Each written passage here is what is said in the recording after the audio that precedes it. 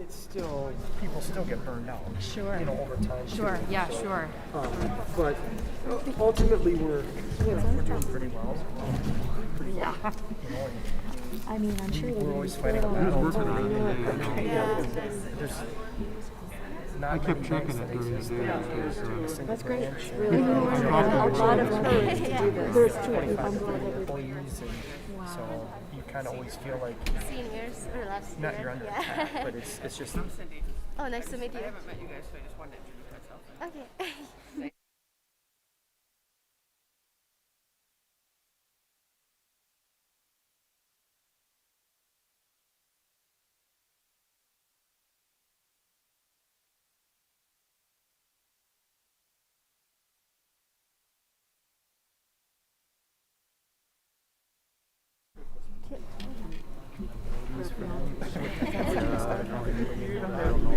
Hey, remember, just Any of that stuff. It's going to be a process, though. yeah. We're on everybody. Good. How are you? Good. How have things been for you in terms of course meetings and stuff? Let's quiet it down. That's good. That's Yeah. I know. Absolutely.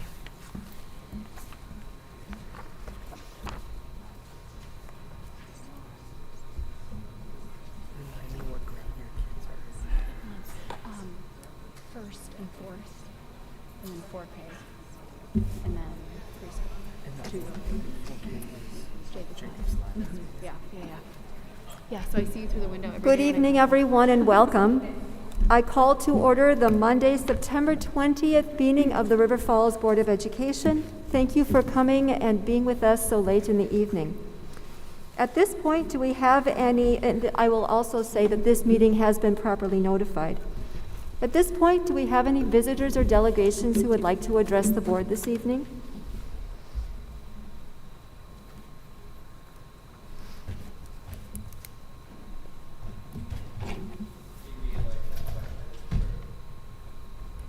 If anybody in the community would like to address the board, this is the opportunity. So if you are going to speak to the board, please tell us your name and limit your comments to just a few minutes, please. No. Brian, could you check the sound? Oh.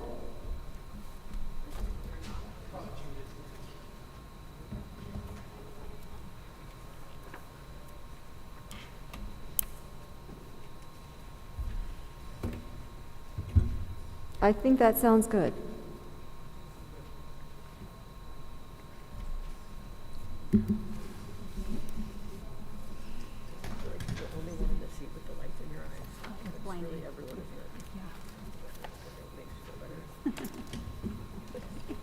Bring your sunglasses next time.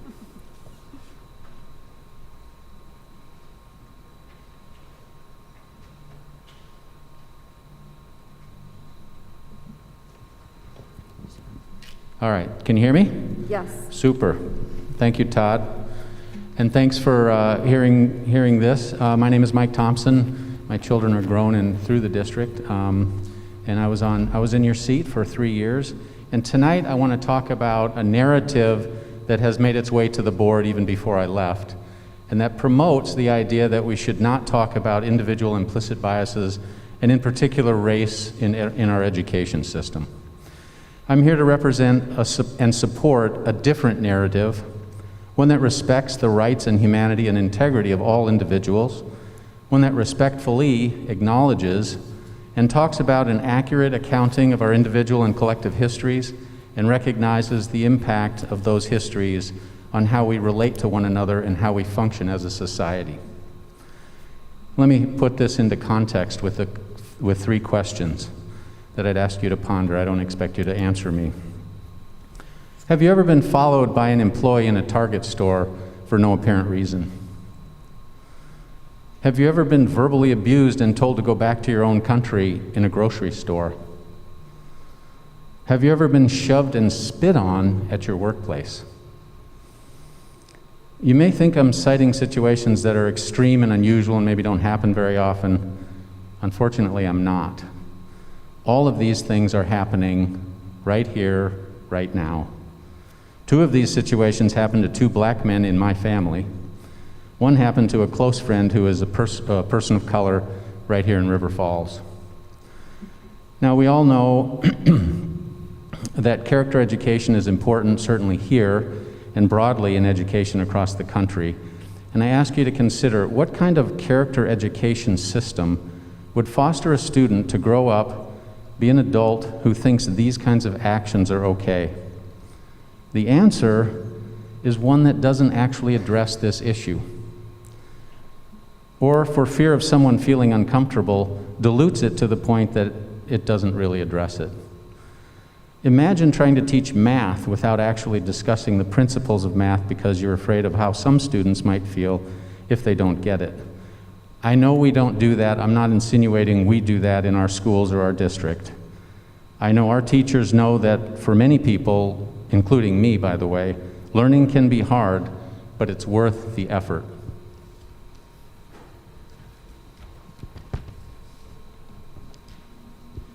My hope is that our education system produces people with the courage, the knowledge, and the integrity to stand up and call out wrongdoing and be change agents to correct it and prevent it from being propagated.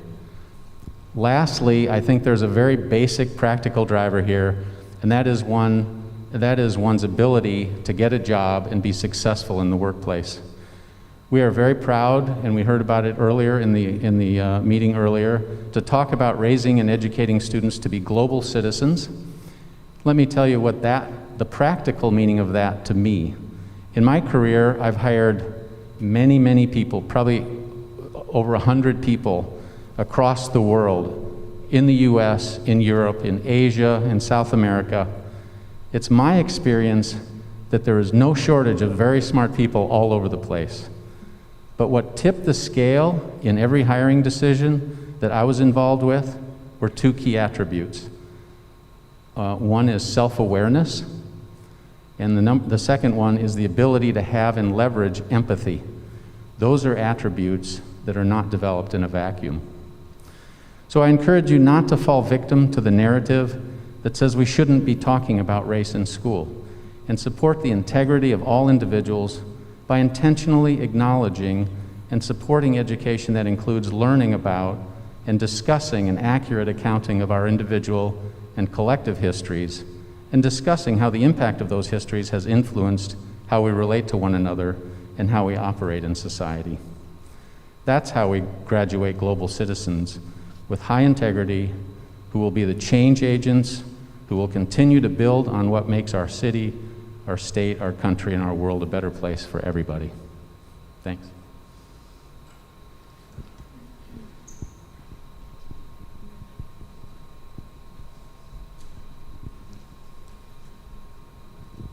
Hi, my name is Rebecca Ferguson, and I have two grandchildren at Greenwood. We moved here about 7 years ago. Their parents moved here. My son and his wife moved here 8 years ago, precisely because of the educational system in River Falls. So thank you. Thank you for having built it and continuing to keep it going.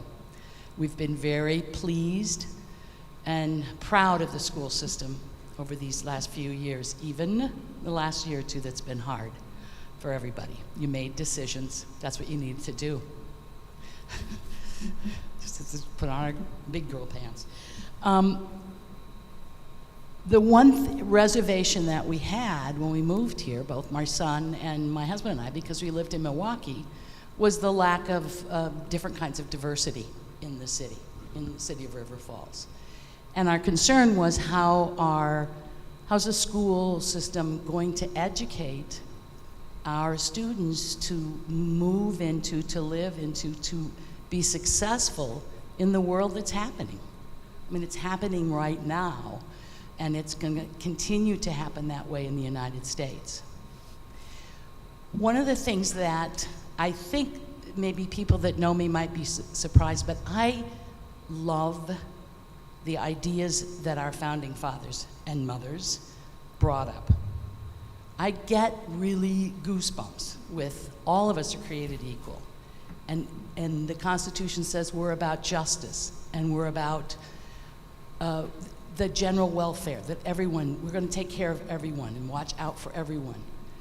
And I still believe, though, somebody called it was a huge leap of the imagination for the founders to come up with that idea, those ideas. And it was revolutionary. And that's why we had the war that we did, because it was revolutionary.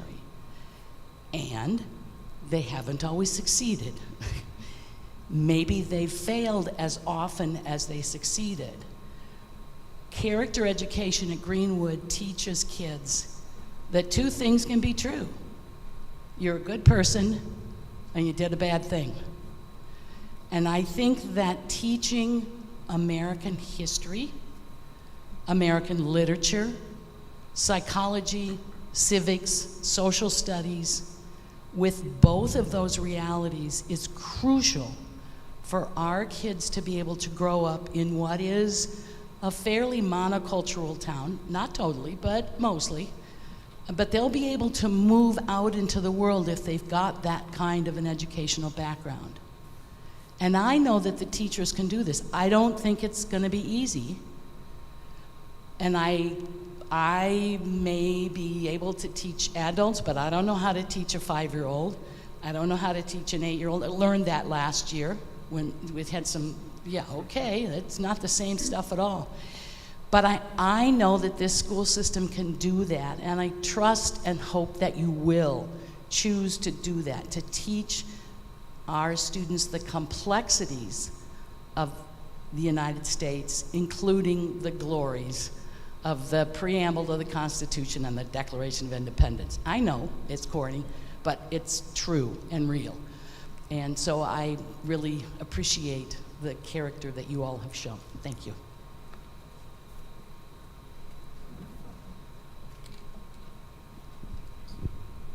Hi, my name's Alyssa Miller. I am a parent to 3 children at Greenwood, and I'm also a citizen member of the EID committee here for the district. And I just wanted to come and talk a little bit about my own experience working through learning more about race, racism, bias, personal bias, was done through my workplace. And about 10 years ago, we started doing work on unintentional and intentional bias and privilege. And I grew up in a small town in northwest Iowa that doesn't look that much different from River Falls. And it was something that we didn't really talk about. I'm a child of the 80s and 90s, and so color blindness was something that we really strived for. We don't see color. And so I didn't really have the tools as a 30-something-year-old to talk about this with my colleagues who are from every walk of life and different countries, different nationalities, and I felt really ill-equipped. And the journey over the last 10 years has been really uncomfortable. It's been really difficult. There's been a lot of tears, but it's been one of the most rewarding things that I have ever experienced. And so the good part about that for both my husband and I is that we have some tools to talk to our kids about this, but we're still learning as parents how to talk about race and racism and privilege with our children. And they're so far ahead of where I was at their age. They're 6 and 8. But it still is that they are white. They are from a middle-class family who has the means to provide them with what they need. And how to talk to them about that can sometimes just be really, really uncomfortable. But I think it's important. And so I would really encourage the school district to make sure that we provide those tools to kids now so that when they're 30, they're in their mid-30s with 3 children, they're not so uncomfortable with that conversation. and how to talk about it in a way that doesn't make them feel defensive, that we are talking about history in a perspective from the fact that America wasn't always perfect. The United States wasn't always perfect. We didn't always do the right thing, but we're learning and we're trying to do better. Having that context in a global way, I think is really important for kids to understand. It doesn't mean, like Rebecca said, good people can do bad things. And so it's really important for kids to understand that. And so for me, I would just really implore you to make sure that we do really focus on the EID work that the committee is doing. They're doing really great work. I've been really excited to join them, and I hope we can continue that in the district and make sure that our kids have the language, have the tools, have the skills to go out in the world and interact with people who don't look like them, who didn't grow up the way that they did. I think that's really important. So thank you.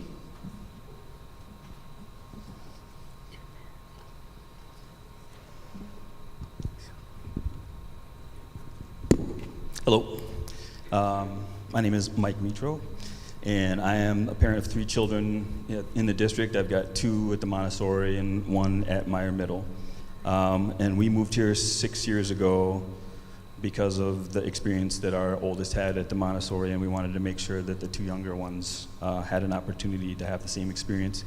And we fell in love. Like, we moved here, we lived in Hudson for a year and drove back and forth, and then when it was time for our middle guy to get in, we moved here because they didn't have an open enrollment policy at the time. And so there was an energetic difference in the air here that you didn't experience. We lived in Hudson for 10 years and we didn't experience that same kind of energy that there is here. And I think you can count that as part of the influence of the university and the diversity that's brought to this community through its faculty and its students and the experiences that they bring to the community when they are here.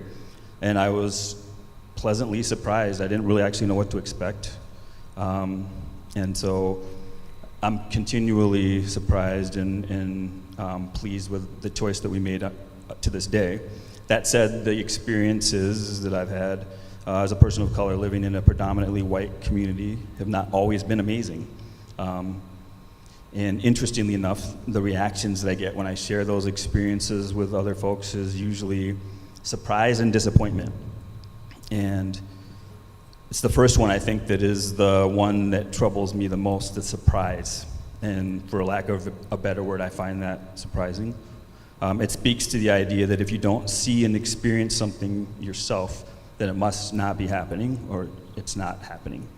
And I'm somewhat accustomed to some of the examples that Mike Thompson spoke about earlier, the following of you at a grocery store, the purse clutching when you walk down the aisle, or the click of the door lock as you walk past somebody in their car.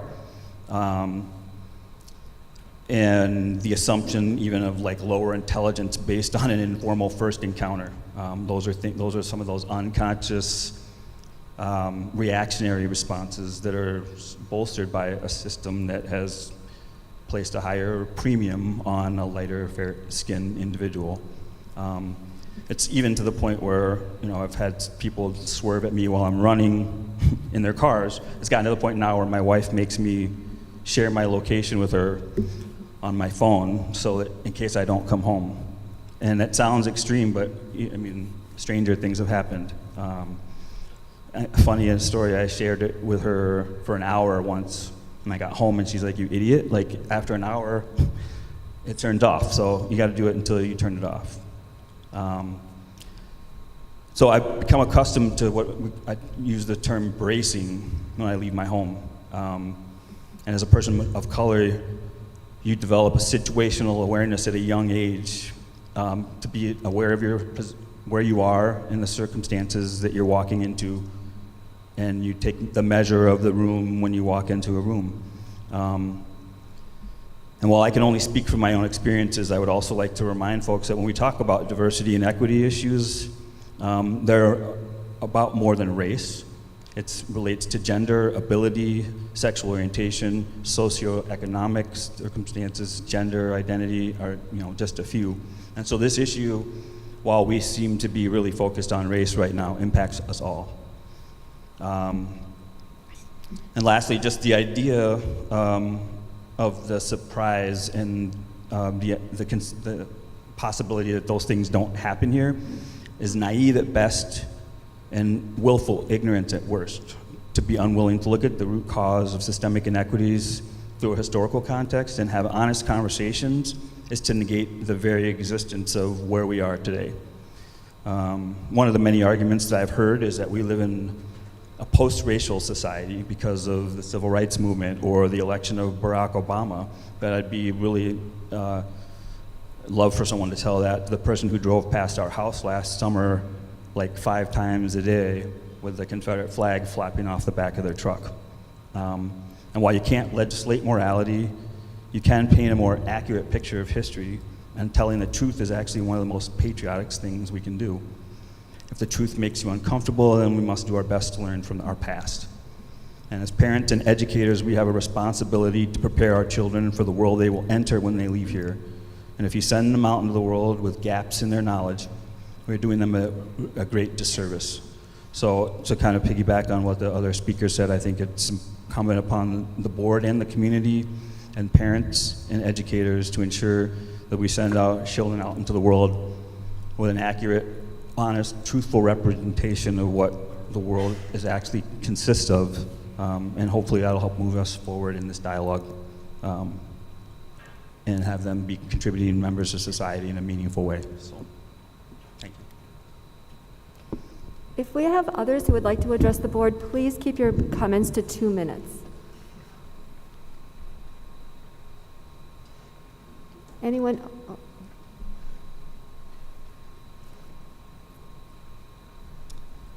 My name is Lisa Fagerwick. I didn't have any intention of speaking here tonight. This was my agenda, but I don't think there's really any point in addressing that.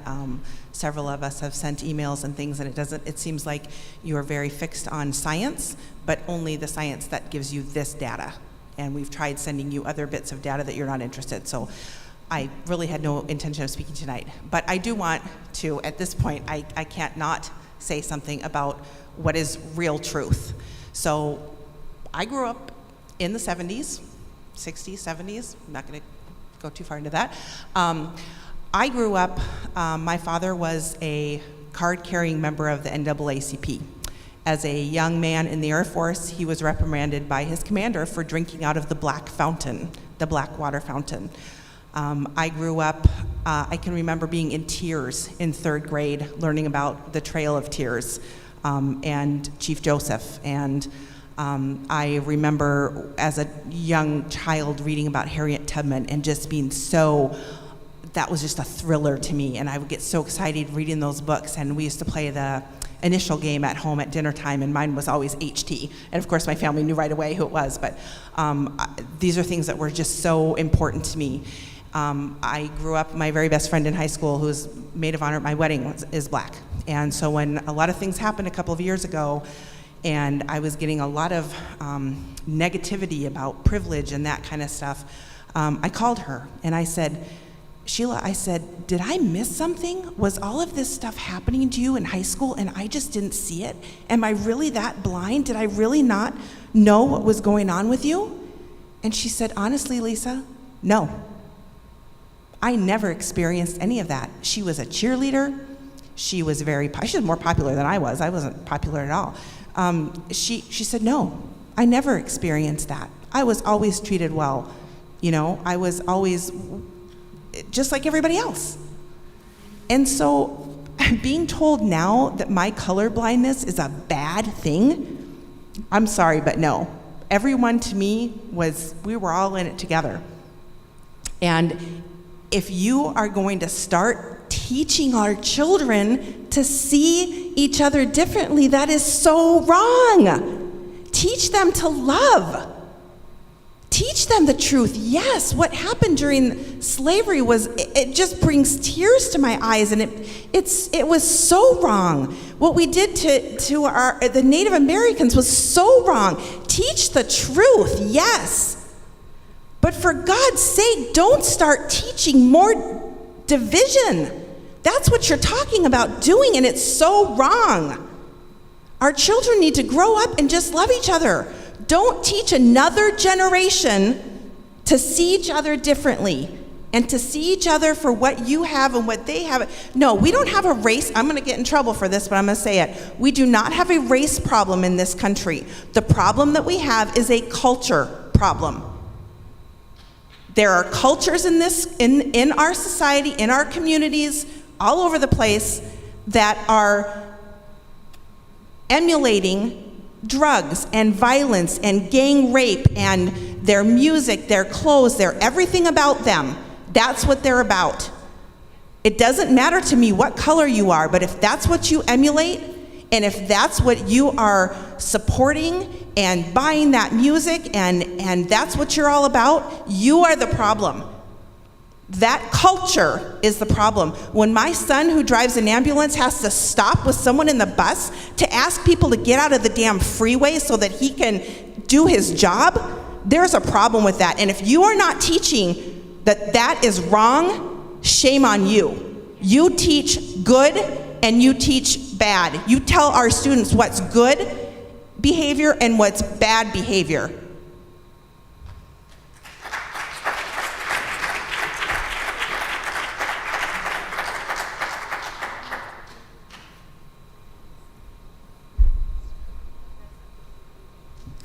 Hi, my name's Pam Souter. I'm a citizen, and like this gal right here, I had no intention to come up here, so please excuse me if I'm not very articulate. You know, I'm listening to... Can you step up to the microphone Yes. a little closer? It's hard to hear you. Yes, Thank you. I'm listening to this conversation, and I'm sitting back there, and I'm getting a little bit upset too, because as you can tell, I don't make a big deal that I'm a different color. And as the gal said before, I grew up in Southern California where it's very multicultural. My dad was very dark-skinned. He's Indian. He was not black, but a lot of people thought he was black. My mom was full Japanese. And I did not experience a lot of these things myself, and I'm thinking, how did I make it 60 years, you know, without it? And I agree with her. I think that there is a lot being said about race when we should be bringing students together. So, and to the gentleman that spoke in the audience, from the audience, I feel really bad that that is happening to you, but I will tell you, I've locked a door, I've held my purse closer when I was in a car or walking by myself, and there was a male, and it had nothing to do with the color of their skin. So please be aware, it's not necessarily always about race. Sometimes it's just about that you're a female, okay? But anyhow, what I'm asking you guys to do as a board is please just be balanced. I've done a lot of reading. I'm an educator by, I was gonna say by trade, but I was a teacher for many years.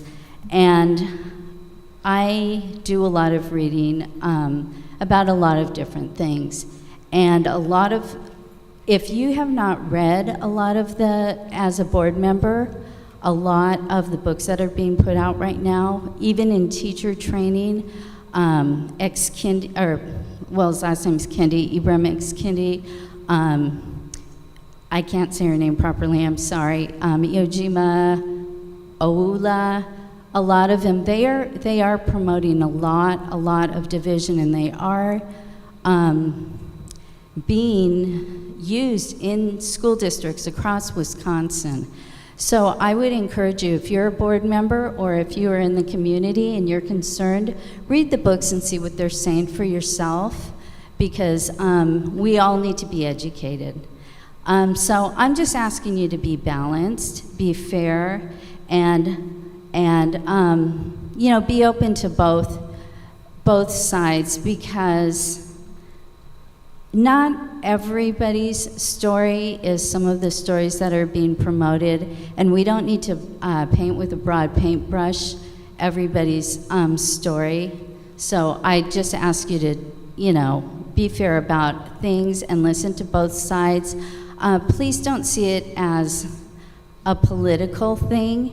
See it, please, as something that we are all, as this lady said so passionately, please just help our kids be able to get along with each other, help them to get a good education.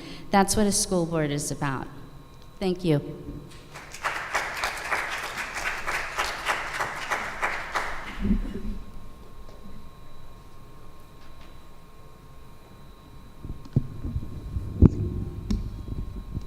Thank you for the time tonight. My name is Matt Handrahan. I have a son at Westside Elementary. This is my first school board meeting I've been to. I'm just going to comment super quick.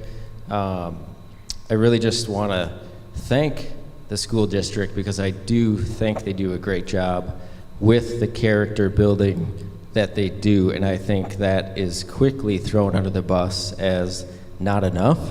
And I think that is the most important thing to focus on with my son is how you treat people. That's how I was raised, and I've never had a problem with who I interact with throughout my life. And I've known how to handle it because I've learned how to treat people. So thank you to the school district for continuing character-based education. That's where I believe the solution lies. And unfortunately, bad things happen. And I can't get into the weeds on all of that, but what I can say is when things do happen, I don't think we need to try to redo all of our school systems. I don't think we need to try to fix issues that may be a bigger problem in other districts or states.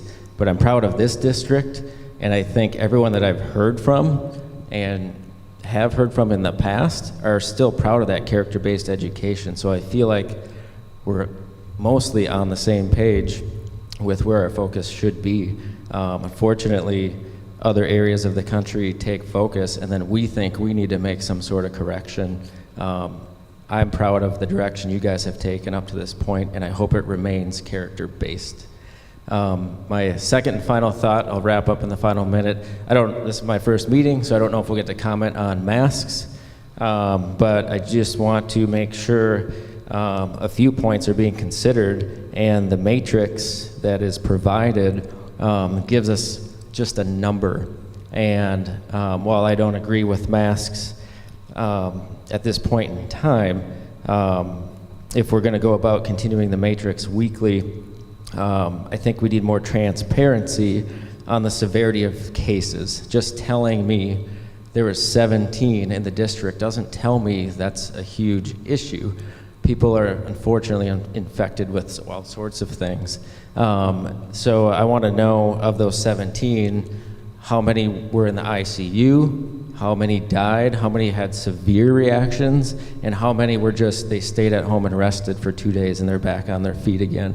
We need more information about the 17 people if we're just going to throw the number out. I personally think it goes a little too far with medical history and that sort of thing and trying to get to know everyone's info, but telling me 17 people and we need to keep wearing a mask because there's 30,000 of us in the district seems confusing to me.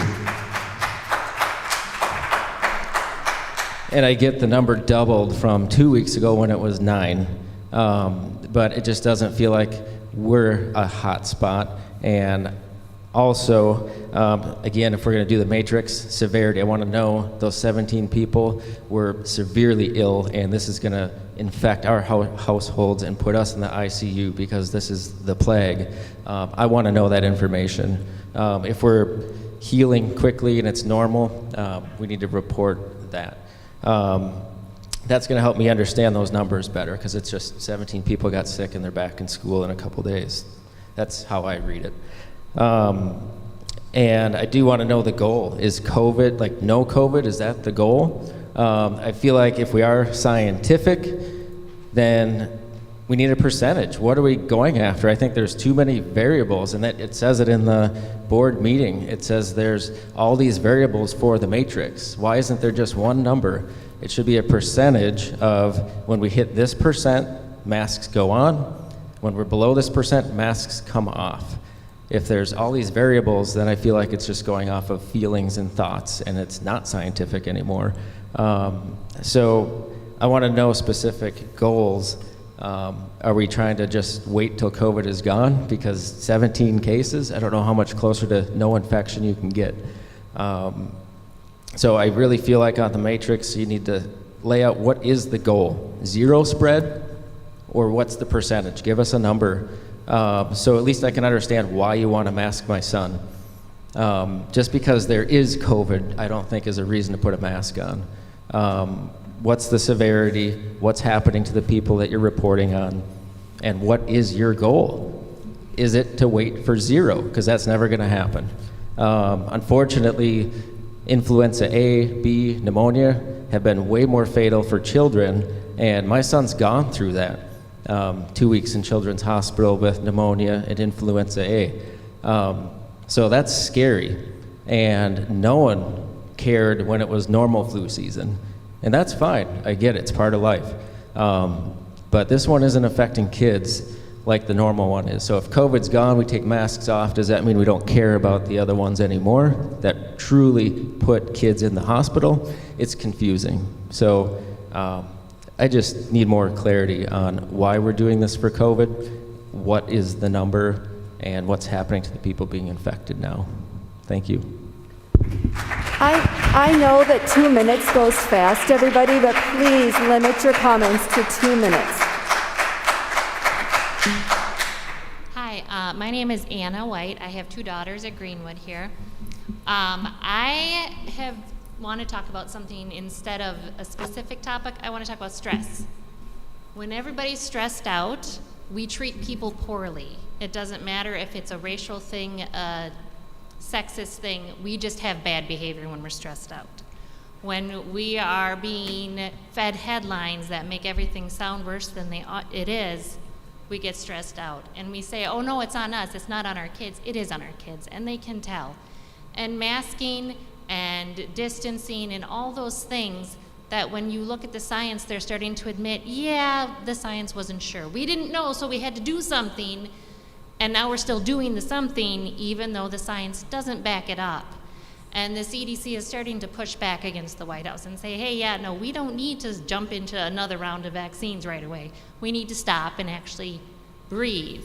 And so if we could all just slow down and breathe and realize our kids are safe.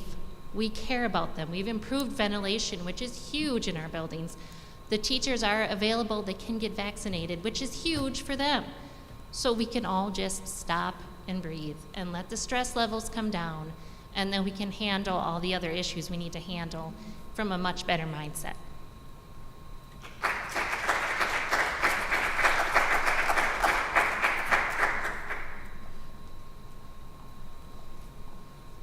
Hi, my name is Amanda Sellergren. I have 2 kids in the district. One is in middle school, one is in Westside. I just wanted to shine a light on something that probably isn't thought of a lot with severity. I actually had a really mild case a year ago. I was back at it after 2 days. Guess what I have now? I have long COVID, and I can't smell or taste anything, and I still have it. And I have probably a year or 2 to go of that. And that's 1 in 10 kids, or 1 in 10 people. And if kids are getting this variant now, I had a hard time mentally handling that as an adult, as a grown woman, and I can't imagine a high schooler or middle schooler or, God forbid, an elementary kid who already is picky eating having to deal with that. And I realize that it sounds silly, but it does really affect you. So I just kind of wanted to shine a light on that. And yeah, 1 in 10. So one of you up there, if you lost your taste and smell, you could be me in 2 years not having your taste and smell. And it's not that you don't have it, it's that it just distorted and everything smells like decaying flesh, actually. So it's hard to explain it, but I I just wanted to bring that up because I think a lot of times the focus is on the severity and are they in the hospital? Actually, my husband was almost in the hospital. He was fearing for his life. He had a really, really bad case of COVID. I just don't want my children to have to deal with that. One other note that I will make is that one of my children does have autism and anxiety, and he's fine. I just asked him tonight, I said, how are you with the mask? Oh, I'm fine. So it is possible. I realize that there's a broad spectrum of abilities and all that, but I just wanted to bring my perspective to it. That's it.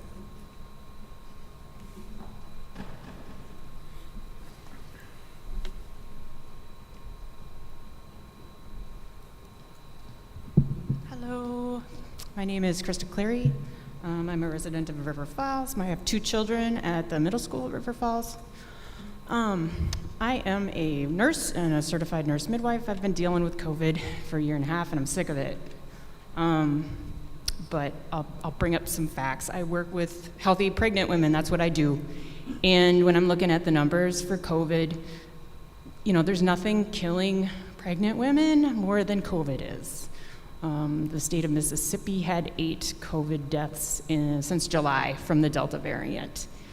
In a normal year, 10 women in a state will die due to pregnancy-related causes. So I am not ever going to minimize the risk of COVID because it's real.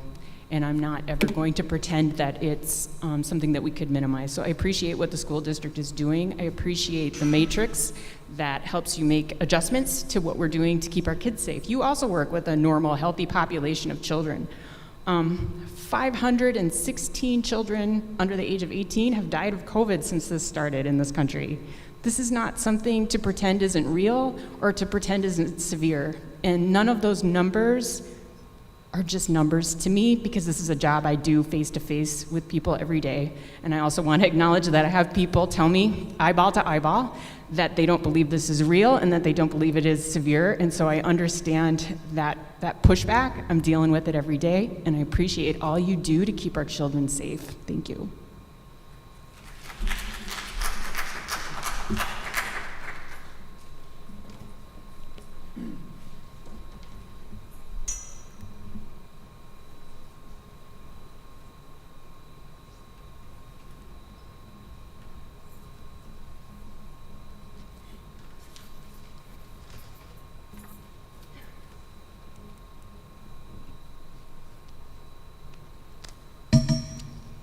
Good evening. Thank you for, can you hear me? Step No? a Okay. little closer Can you hear and me speak here? a little louder. Yep. Okay. There you go. Thank you. All right.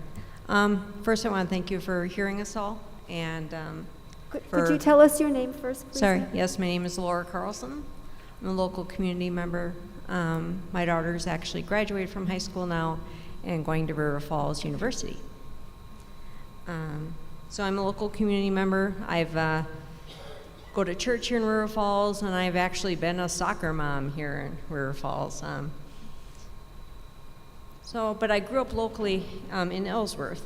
Went to college at River Falls, majored in accounting and econ. Graduated with this little university experience and small local high school, and went to work in the big company of 3M, which was rather eye-opening. A lot of new cultures, a lot of new people, a lot of new experiences. I can't say that my education really adequately prepared me for this level of diversity, but I think my background and my upbringing prepared me at least to treat everybody with respect and dignity. And so I think that served me well. So when I went to work at 3M, I did that for 9 years, and I was spun off to Amation. I work with accounting systems, so I ended up going from there to be a consultant. From there, worked with companies such as Carlson Companies, U.S. Postal, Target Corporation, then returned back to 3M, and have now moved to work with a Wisconsin company, Phillips Medisize, which has a lot of local plants. Through all of this business experience, I know the importance of treating all you work with and all customers that you have with dignity and respect. In all the workplaces that your school is preparing students to work in, they will need to know the full and true history of the United States, and not any whitewash version where you may want to leave out or not touch uncomfortable parts of our history, but the full and true narrative. I'd be interested in understanding just what the curriculum is that is concerning people as far as any critical race theory. Because as far as I know, this is a college level course. It's pre-law and law school classes. And it's not really within the U.S. history curriculum that is commonly taught in high schools. So to a big degree, any concern about it is kind of media driven and social media driven. So I'd like to understand just what the concern is, if there is a concern, because I understand that there is. So it'd be good to understand a curriculum and examples that students can bring forward that they have felt uncomfortable with or that parents have. But a school's job is to prepare children for the future, to be contributors to society, be employees in businesses, big and small, locally and globally. I encourage you in your role to encourage the full and truthful history of America, warts and all. It all wasn't perfect. We're not all perfect. But I think it all needs to be out there. We're a great country. I think that needs to be out there too. But we need to understand what did and didn't work right, and where we need to go as a country. So we need to acknowledge that everyone's experience in history is different. And we may not all have experienced racism personally, and may not in this community. But you are preparing students for an increasingly diverse world and workplace. And so you may need to teach beyond what they see in the classroom and what they see in the community. So I encourage you to teach the full and complete narrative of history and prepare our students for the future. Thank you.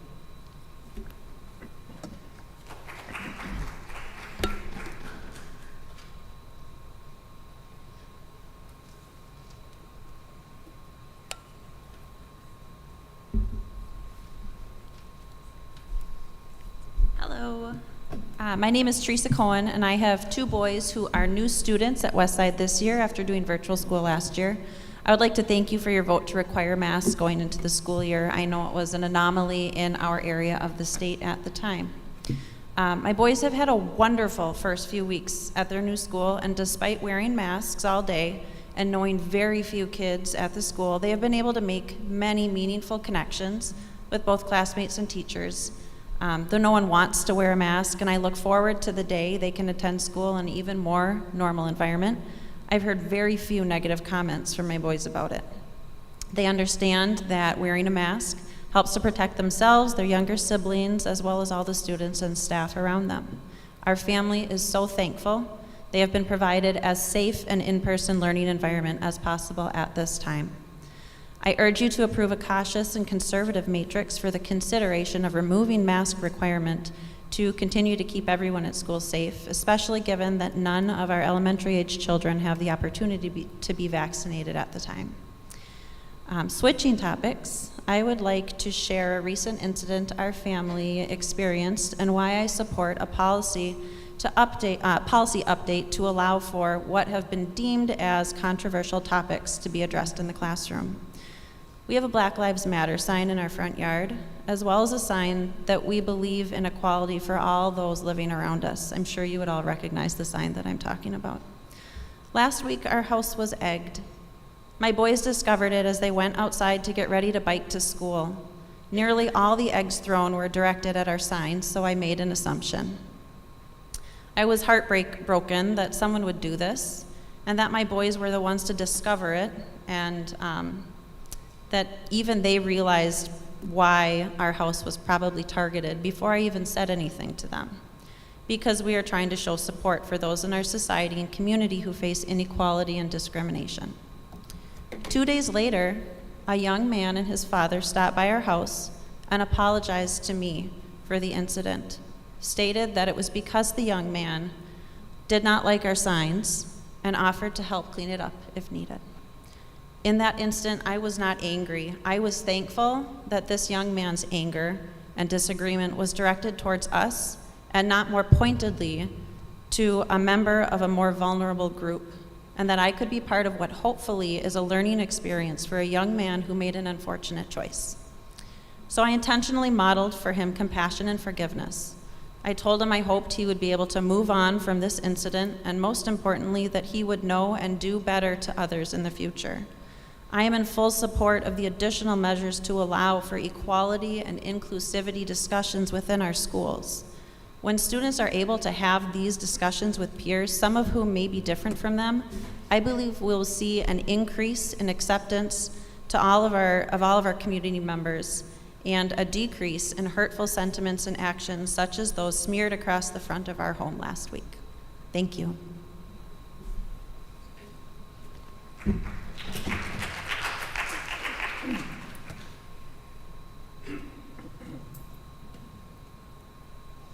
Hello. As many have said before, I was not planning to even be here tonight or to speak or anything. But hearing what I've heard tonight, I just felt compelled that I need to share the thoughts that I've had over the past year. My son is going to a college near Milwaukee. They have a mask mandate in place. And I recently wrote a letter to the school asking them to reconsider, and I'd like to kind of paraphrase some of that letter to you now. I'm here as a concerned parent, a lifelong Christian, and a citizen of this state. I'm asking and pleading with you to please remove the mask mandate for students attending your schools. Your students have invested several years of their lives, and their parents have invested thousands of dollars into this institution. I ask you to please respect their human dignity as children of God, along with their individual and civil liberties as citizens protected by the Constitution of this state and this nation, and allow each one to make their own personal health care decisions. We've heard from our politicians and government health authorities since 2020 to follow the science as it relates to COVID-19. We now have over a year of data to examine, and according to the scientific evidence, it is clear that masks do not reduce the transmission of the COVID-19 virus or any other airborne respiratory viruses. Instead, scientific evidence shows that wearing masks is harmful, causing a number of adverse health effects, both physically and psychologically. Prior to 2020, the scientific community and health authorities, including the CDC and WHO, held this position, but now due to political pressures, not scientific, they promote the opposite position. Here are a few of the countless studies and expert opinions contradicting the publicly promoted positions. Masks are neither effective or safe in preventing respiratory pathogens. Mask wearing can actually increase the transmission of respiratory viruses. Masks alter the proper ratio of oxygen and carbon dioxide in the blood, leading to physiological problems. Masks can harbor bacteria, viruses, and other harmful pathogens, increasing the risk of sickness. Masks can shed harmful synthetic fibers into the lungs, creating similar health risks as asbestos fibers. Masks inhibit essential human social interactions, resulting in increased levels of anxiety, feelings of isolation, depression, and suicide. Mask mandates have no effect on COVID, on COVID cases in groups, states, or countries with mask mandates versus those without. College age and high school age individuals have a 99.999% survival rate when exposed to COVID-19 according to CDC data. I did not make that up. In light of overwhelming scientific evidence that masks are both harmful and ineffective, forcing anyone to wear a mask is both physically and physiological abusive. How can this institution in good conscience knowingly subject its students to physical and emotional abuse? Regardless of any public health authority recommendation, it is the right of each individual to breathe life-sustaining oxygen, expel harmful carbon dioxide as God designed us, and smile at each other, reflecting God's love as He intended. The plain truth, which has been known by the scientific and medical communities for many decades, is that masks cannot prevent the transmission of airborne respiratory viruses. The idea that they can is known to be an outright lie. Those in authority know this, yet they still demand this abusive, immoral, and dehumanizing practice. This is wrong, and we should not allow it, much less promote it. In Galileo's time, those in positions of public authority demanded we believe that the Earth was the center of our solar system. Against scientific evidence, or they persecuted those who presented scientific evidence that the sun was the center of the universe. In our time today, those in positions of public authority demand we believe masks prevent viral spread and persecute those who show evidence that masks are ineffective and harmful. If our leaders and trusted institutions, including the School District of River Falls, continue to fear and follow and promote and perpetuate unscientific, superstitious belief that masks will keep us safe from viruses, they will be complicit in any harm that results, whether physical, physiological, or spiritual. Some leaders and institutions in our state have shown the courage to stand firm and do what is right in the face of political pressure. The Wisconsin State Legislature in February passed a joint resolution SJR3 terminating and revoking all COVID-19 executive orders, including mask mandates. And the Wisconsin State Supreme Court in March agreed and ruled that extension of mask mandates was unconstitutional. They have done their moral duty to uphold the law and the Constitution, defending the civil liberties of their citizens. As administrators and leaders here, I ask you, in the light of science and state law, to please reverse your mask policy and allow your staff, students, and visitors to make their own personal health care decisions. I ask you to please acknowledge the scientific truth that masks are at best ineffective and at worst harmful.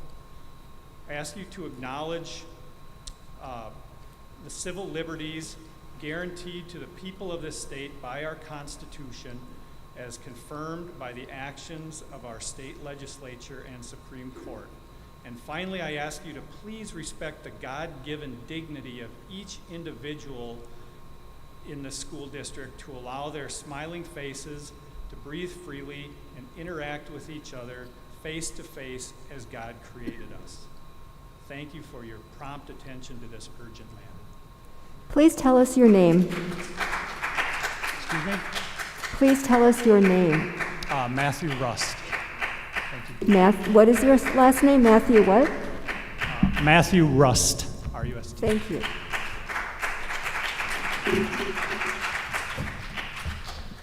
Hello, my name is Christopher Gagne. I've got a daughter, second grade at Rocky Branch Elementary. I want to commend the principal and the educators at Rocky Branch. My daughter has received a excellent education, and I commend you board members for the hard work that you guys do. I was at the first board meeting and spoke that you guys addressed the COVID and the masking and all that, getting back into our curriculum. I want to ask you, or thank you for doing in-person education. I think that's phenomenal, and allowing our kids to interact with each other, be in person, that's great. I think the way you guys have restructured that matrix since last year, I'm generally in favor of it. Of course, I spoke that I'm not in favor of the mask mandate. I think the masks do need to come off, not just for the COVID portion of it, but also the mental health of our children. If my kid's not seeing the interactions with the educator, her teacher, or her fellow students, they're losing a lot of their interactive abilities and knowing when people are happy, when they're sad. When I wear a mask all day and I'm interacting with people and I'm in a high-level sales position, out talking to people, it's really hard to interact with people and know where they're coming from and kind of read through some of those interactive things that we miss every day. Imagine what a little second grader's missing. I'm very smart, I'm an educated man. Seems like we got a lot of educated people in this room. How much do we miss every day as an adult and had all these experiences without masks? Think about our kids and what they're missing out on and what they're gaining as far as the masks. On critical race theory, I think it is appalling that we even have to talk about this situation and these issues. What's even more appalling is that I see statues and I see our history being removed from this country. Are there things that we need to address in those things and need to educate our kids on? Absolutely, but we don't need to be removing our history. I think someone got up here and we need to speak about the full history of this nation. I think that's phenomenal, and I don't think it just stops in this nation. It goes to world studies as far as progressing in your studies. But we need to do it in a professional and ethical manner for our children. I personally filed complaints in my workplace because somebody called somebody else faggot and gay. They weren't, but they were using those words. I don't think that's appropriate, and that's the type of manner as each individual in this place and in our communities, we need to be calling those things out for what they are. They are wrong, and if we see it, we need to call it. That said, I'm white, my daughter's white, my wife's white. She lived 8 years in South Africa. Her great-grandparents started a ministry in South Africa, went through apartheid. So a lot of that kind of slavery and a lot of that kind of stuff is in the family history. I didn't personally go through that. Now, I've seen it, I've called it out. I don't want my daughter to be taught any differently, that she's any less because she's white, right? And if she comes home and cries because she thinks that she's being treated differently or a little less than someone else because of a race or a socioeconomic status, I think that's wrong as well. I think we need to call out each and individual wrong, whether it's a race issue, someone got beat up or punched somebody on the playground. It doesn't matter. We need to call those things out for what they are, but we don't need to be teaching people that they're any less or any more, right? If we see these things and somebody's being treated differently or getting a less treatment in their education or they're not getting hired because of that, we need to full on, as a community, call that out for wrong. But please don't teach my kid that they're any less or someone's a little bit better or should have a better standing than them because she's white. Now, let's build up everybody. Let's come around these people when they have a problem. Let's build up these people. I mean, if somebody's being treated wrong on the playground, as somebody said, a gentleman came up here, or another lady came up and had an egg thrown. I don't have a sign in my yard. I don't necessarily agree with that whole stigma, but if I saw somebody throw that egg, I'd be the first one to call the police and take that video and turn that in, because I think that's absolutely appalling. I think you get my gist here.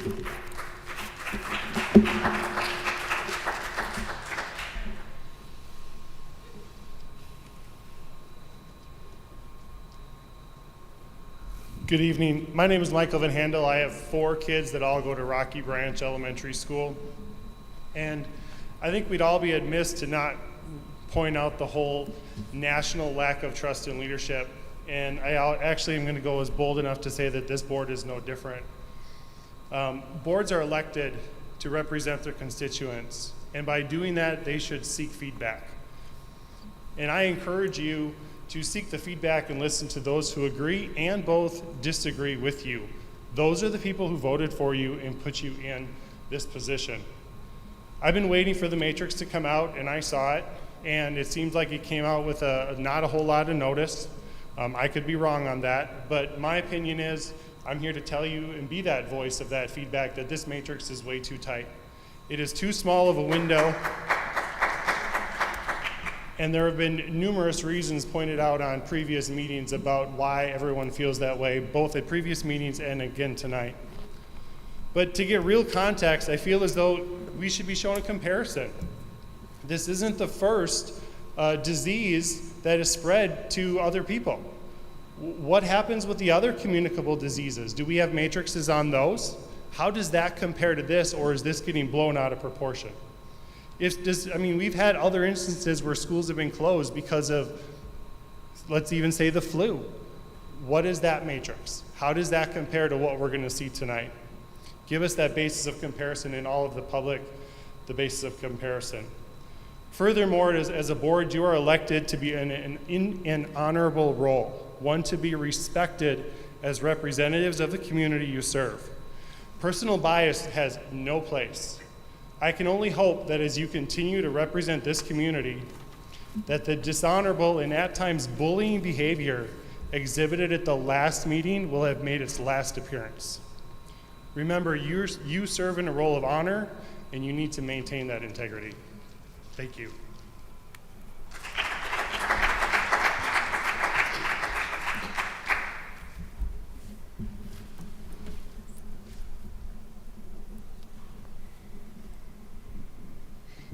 My name is Darlene McBride, and thank you for what you do. I appreciate that. And I appreciate everyone who has spoken tonight. There are things that everyone said that I agree with. I want to touch on both issues, CRT and mask wearing. I was born and raised in this community. I lived out east for 5 years, and I decided, like Rebecca's family did, to come back to River Falls because of the education in this district and the reputation of how good it is here. I was dismayed last year that I didn't learn all the history, and it took me 65 years. I never learned about the 1923 Black Wall Street Massacre. So you do, like Lisa said, tell the real truth. These are all issues that I would hope our children are learning how to discuss. And as they can learn that process of talking about controversial issues, maybe they will heal the division that we have in this country right now. Mask wearing, I wear my mask because I had COVID. I had a very bad case of it early on, before it was even known about. And I finally, learned about all the symptoms of it, and I had that, and I did have long-term effects from it. And it was the worst illness that I have ever had. I don't want anybody to have that experience, and that is why I wear my mask, and that is why I hope you continue to require masks. Thank you.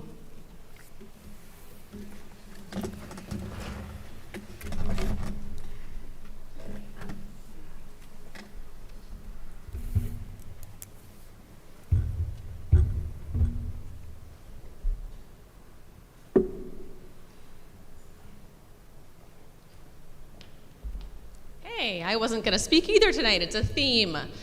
Last month I talked about how we've seen other schools not do masks, we've seen other states not do masks, and we've seen other countries not do masks.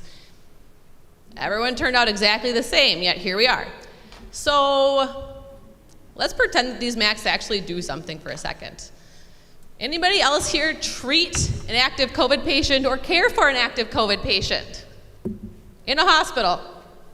All right, baby doctor, okay, other one. So, when you go into a COVID patient's room, COVID patient not wearing a mask. The nurse, the nursing assistant, the doctor only has to wear that little paper tissue thing half of you are wearing. So, if that patient who's theoretically spewing virus everywhere is not wearing a mask, and the other person is protected, that seems like we can make the masks optional for parents to make medical choices for their own children.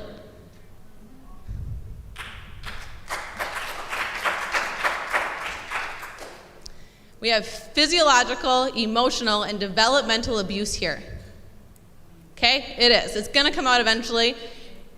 And the board, some of you, are voting to make these medical decisions for parents. Medical decisions. Okay? Only doctors are allowed to do that. And if they do it wrong, they have insurance. The people making the medical decisions, are you prepared to take the repercussions for this?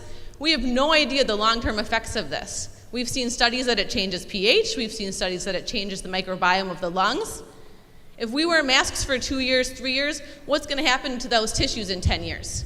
Are you ready to make those decisions? You are mandating those decisions. Are you prepared for that? Let these be parent decisions. Parents make medical decisions for their children, not people sitting up there that don't have any medical experience. Tell us your name, please, ma'am. Cassie, I have 2 kids in the district. And your last name? Cassie Howard. Thank you.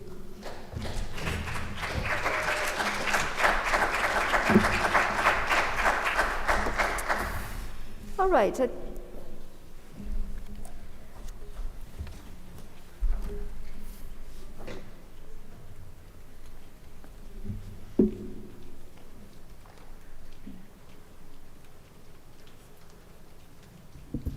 Also wasn't going to talk, Chad Howard, 2 Montessori. Sitting back up here, seeing a few people shake their heads, I decided I needed to talk. A lot of COVID charade going on right now, and these people need to wake up. These masks do not work, the numbers are inflated. If you want to wear a mask for yourself and you think it makes you feel better, by all means go for it. I have no problem with that. But trying to force my child to wear a face diaper all day is abuse, and it's going to come out, and you want to be on the wrong side of history harming our children.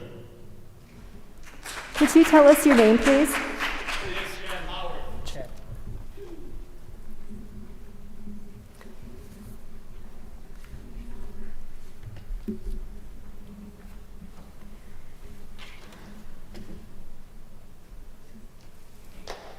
Hi, my name is Bridget Laban, and I have a daughter who's a freshman this year. Never been to a board meeting, so here I am, and I don't have anything or no agenda. I just want to say that obviously no one's going to agree on this mask subject. Either you wear them or you don't wear them. I think it should be led up to the parent. But I do think it's awful that we're sitting here shaming each other. We're fighting, and we're talking about character-based school and how much we like all the character stuff that you guys have taught us and you're raising the kids. And we're not showing very good character by shaking our heads and yelling and screaming and getting shamed at. I was in the wrong. I took my kid to school the other day, and I didn't realize when you drop your kid off for high school, you can't go left. I accidentally got in the left-hand lane because I didn't know any better, because I'd never done it before. And I had someone shaming me and pointing at me. And it's like, gosh, we're all people. We're all here. And if we're going to wear masks, I think we need to change our dress code at school, because girls need to wear more than just masks. We want to be all inclusive, and we want to let them be free and express themselves. These girls are coming to school with hardly any clothes on. And I don't know, is there a dress code? Was that taken away? Because if we want to teach our daughters and our kids to express themselves, they can do it with clothes on. My daughter had someone say to her the other day, it was over clothes and what she was wearing, and she didn't have hardly anything on her top. And if we're going to set these kids up to be professionals and get a job, there's a dress code when you go to work.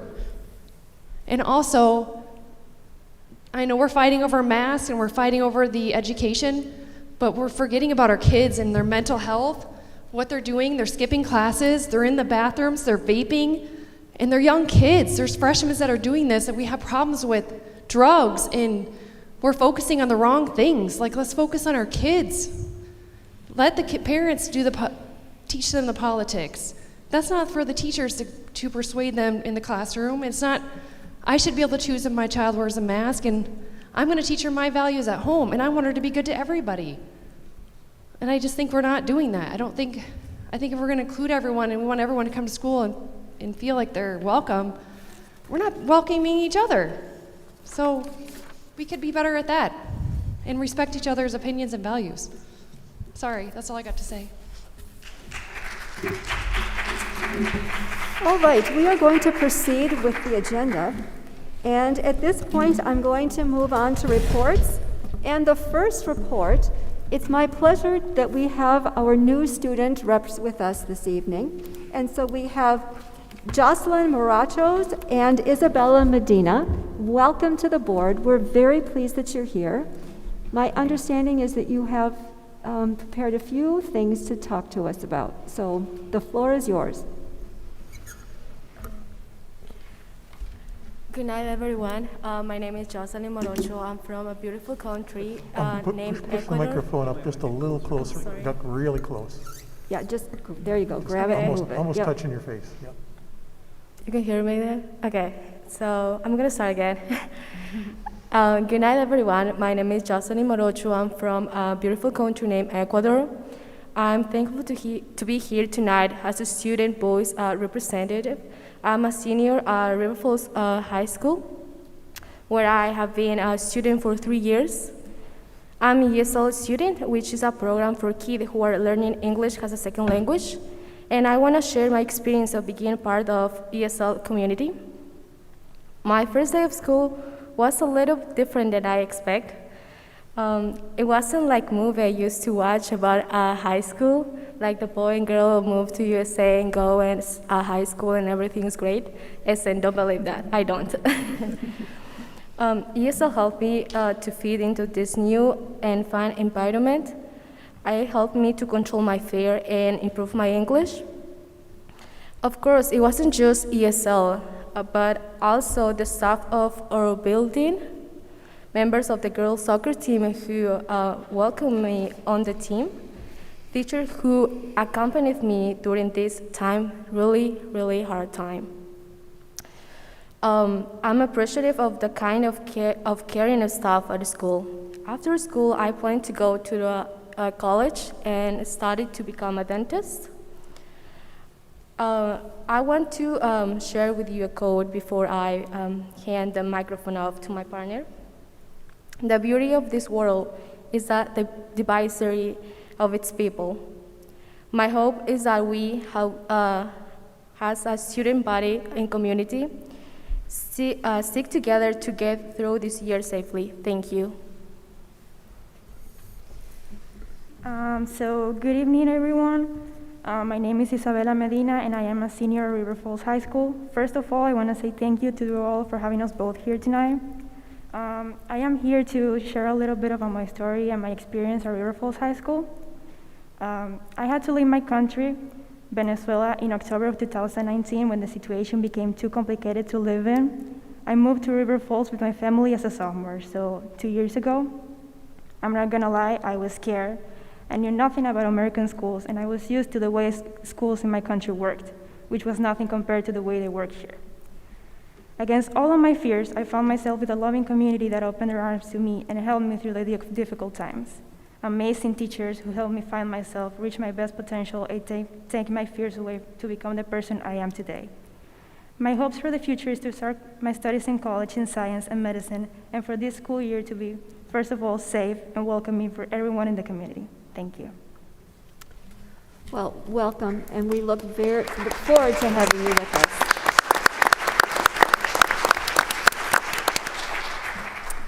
And we will turn to the superintendent for his report.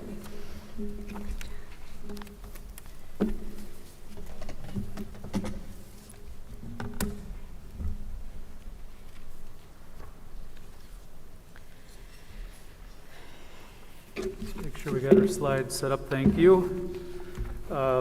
My task at hand this evening is to present the board with the matrix. I'll walk through a couple of the two primary indicators for that matrix. However, before doing so, I wanted to share a little historical perspective on a few things. And so next slide, please.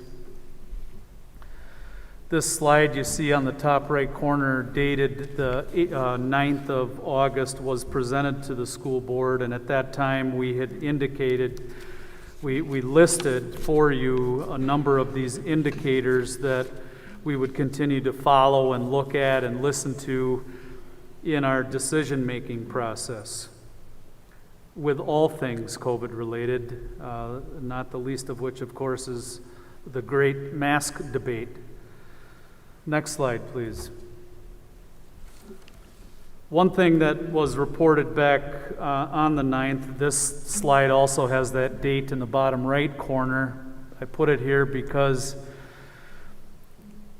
the medical experts, the scientific research that was out there at that time in early August were warning us and telling us, and we were hearing the initial states that were being impacted by this new Delta variant were places like Florida and New York and Texas, and at that time, frankly, it was a growing variant that it was in several states, but it really wasn't fully here yet. We noted that where things are at now with COVID is it's kind of like when you offer your children what they would like for supper tonight. They're going to eat your vegetables. You're either going to have peas or carrots. You're either going to get the COVID virus or you're going to get the vaccine. And of course, now we are hearing of some more cases related to even those with a vaccine. There's these breakthrough cases. Again, this is a kind of a recap of things that we talked about in this room early in August. So some would ask, is the Delta variant really as nasty as advertised? So what do we know now? Nearly, at least a good month and a half, pushing 2 months later. Is the Delta variant showing us that there's more severe symptoms in some children and in some adults? Is the Delta variant far more contagious? That's what we were being told. Next slide, please. We shared this slide back on that August board meeting as well. We noted that on May 27, that's when the school board made a decision to say masks will be optional starting June 7. And we were all doing cartwheels and backflips in the month of June and July because it appeared as though the vaccine had really made an impact in our nation and the numbers were extremely low. The numbers started to climb slowly by August 6th. There on August 9th, they started to tick their way up a little bit. Next slide, please. This slide shows, again, I'm referring to the past 7 days. It's the 7 days, how many COVID cases have there been. So I show the August 7th date there. I show on the first day of the school year, we were at 56. And that last Friday, when I made this slide, we were at 58. You can see a little ebb and a flow there, but certainly the numbers speak for themselves that they're much higher than they were in the months of June and July. Next slide, please. In June, there's a website you can go to. This is off of a state website, and in June, we were shrinking in numbers. Again, obviously, these numbers on this slide relate to the number of hospitalizations specific to the Northwest region where we live. The state is divided for the state data that is collected here. There's different regions, different hospital regions.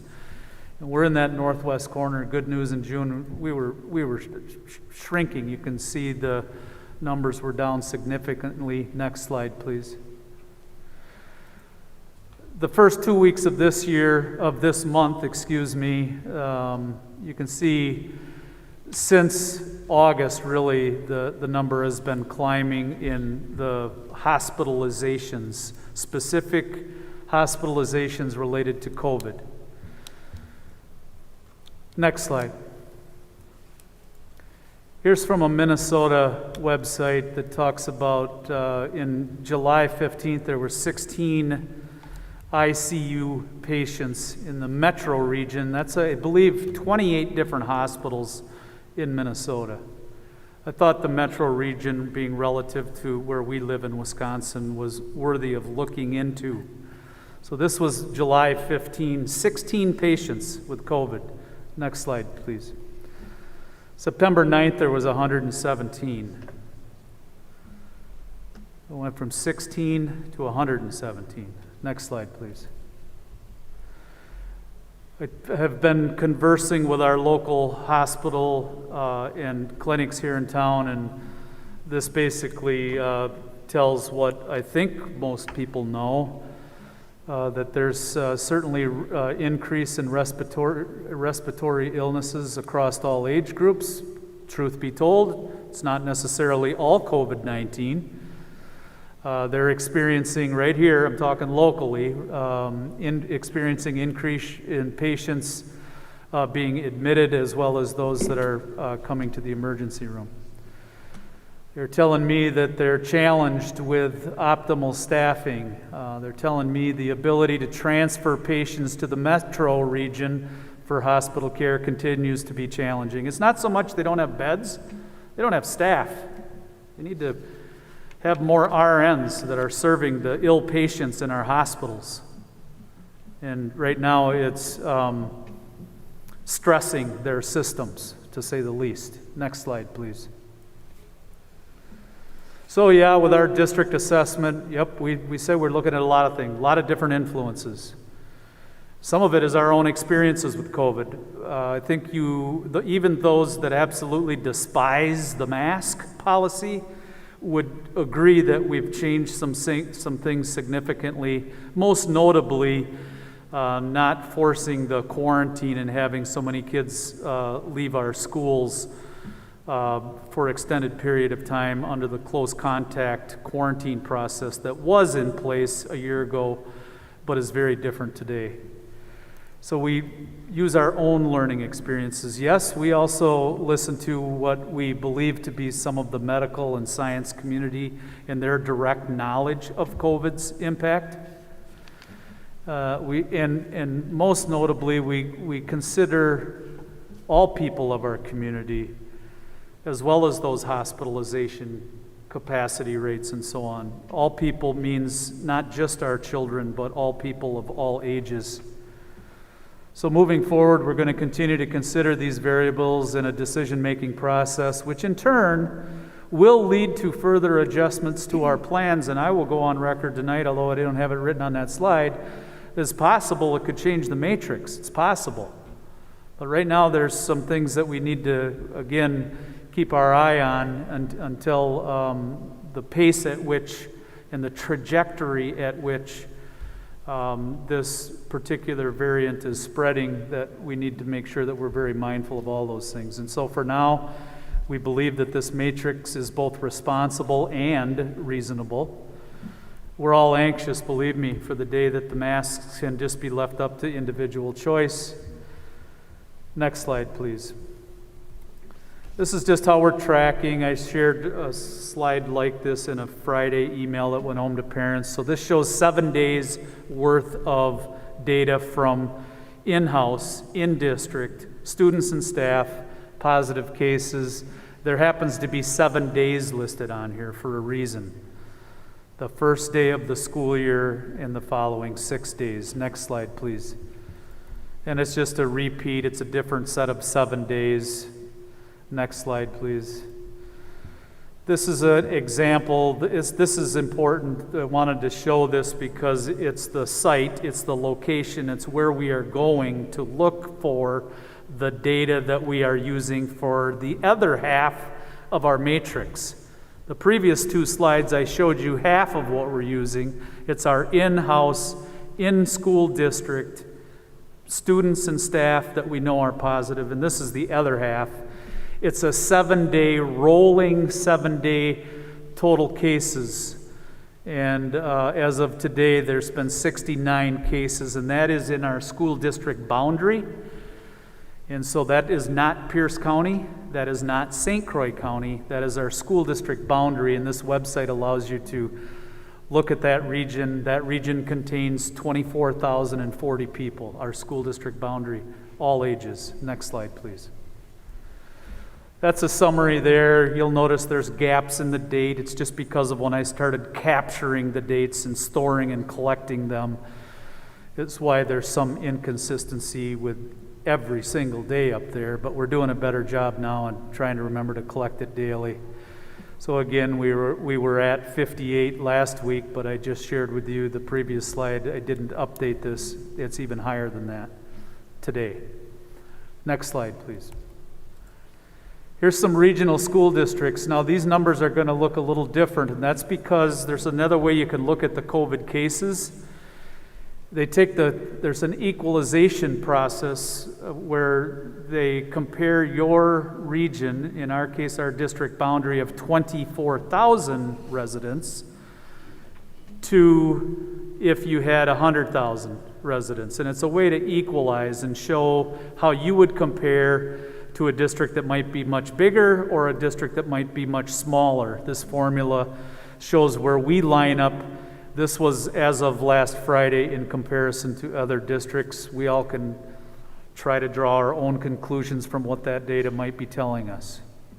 It is an apples to apples comparison though, because of that equalizer based on the 100,000 population. Next slide. So our matrix, here it is. It's the 7-day school district boundary. Those 24,000 people, it's a 7-day rolling number that we can look at every single day. And comparing that in the matrix to our internal positive cases, students and staff. Next slide, please. So I don't think that I'm going to go through all of these, but we have a matrix separate for the high school, a separate one for the middle school, and then the elementaries all line up. And on this particular slide, I put the red colored required with a dotted boxed in to say, well, that's where we would be at. Based on those numbers I showed you on the previous slide, we far exceed the 49 plus on the top. And on the left side, we're less than 8 cases in this building, in the high school. But where the numbers are so high within our 24,000 resident region, we think we need to remain in the required mask zone for now. Next slide is a middle school kind of, next slide please. I'm sorry, you're ahead of me, you're doing fine. Middle school, elementary, and so on. We're all still in accordance with this matrix as it is presented, that we continue to be in the matrix at the required state at this time. And so that's the quick and dirty overview. I probably was remiss, I didn't mention that to avoid a bit of the yo-yo effect, that we aren't going to monitor this like on one day and we see a change and we're going to daily be looking at the matrix and pivoting it one way or the other. We'll look at this every Friday, and we will need to sustain levels for 2 weeks in a row before we would make a pivot or a change. We aren't going to do this on a day-to-day basis back and forth.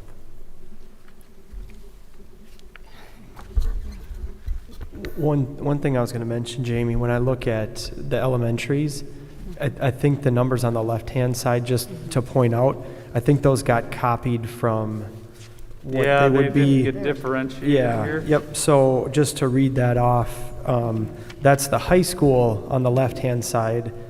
For the middle school here, it says less than 5, 5 to 10, 11 plus. And then for the elementaries, it would be less than 3, 3 to 5, 6 plus. And then for public Montessori, which has a slightly lower, it would be less than 2, 2 to 3, and 4 plus. So if you could only know how many times that this entire presentation was looked at and revised, and for me not to put that appropriately on there, I apologize for my ignorance. No, I didn't say it for that reason. No, I know you didn't. I'm glad you're pointing it out. Thank you for that's a good catch. We will obviously have this published. We'll have it on our website. It'll have the corrected numbers on it. But board members had the corrected numbers in our. I mean, I got it from clicking on the link, the hyperlink that's buried 3 slides above it too. I just wanted to make sure if somebody's looking at it that there's a differentiation. And it might be worth just mentioning those numbers are different at each of the school sites based on the population, number of students at that school site. Right. Yeah. So we are going to leave this at this point. We're going to come back to have discussion, but we will continue with informational items. And the next one is an EID committee update with Mr. Wells. Dave, if you want to come too, you're welcome.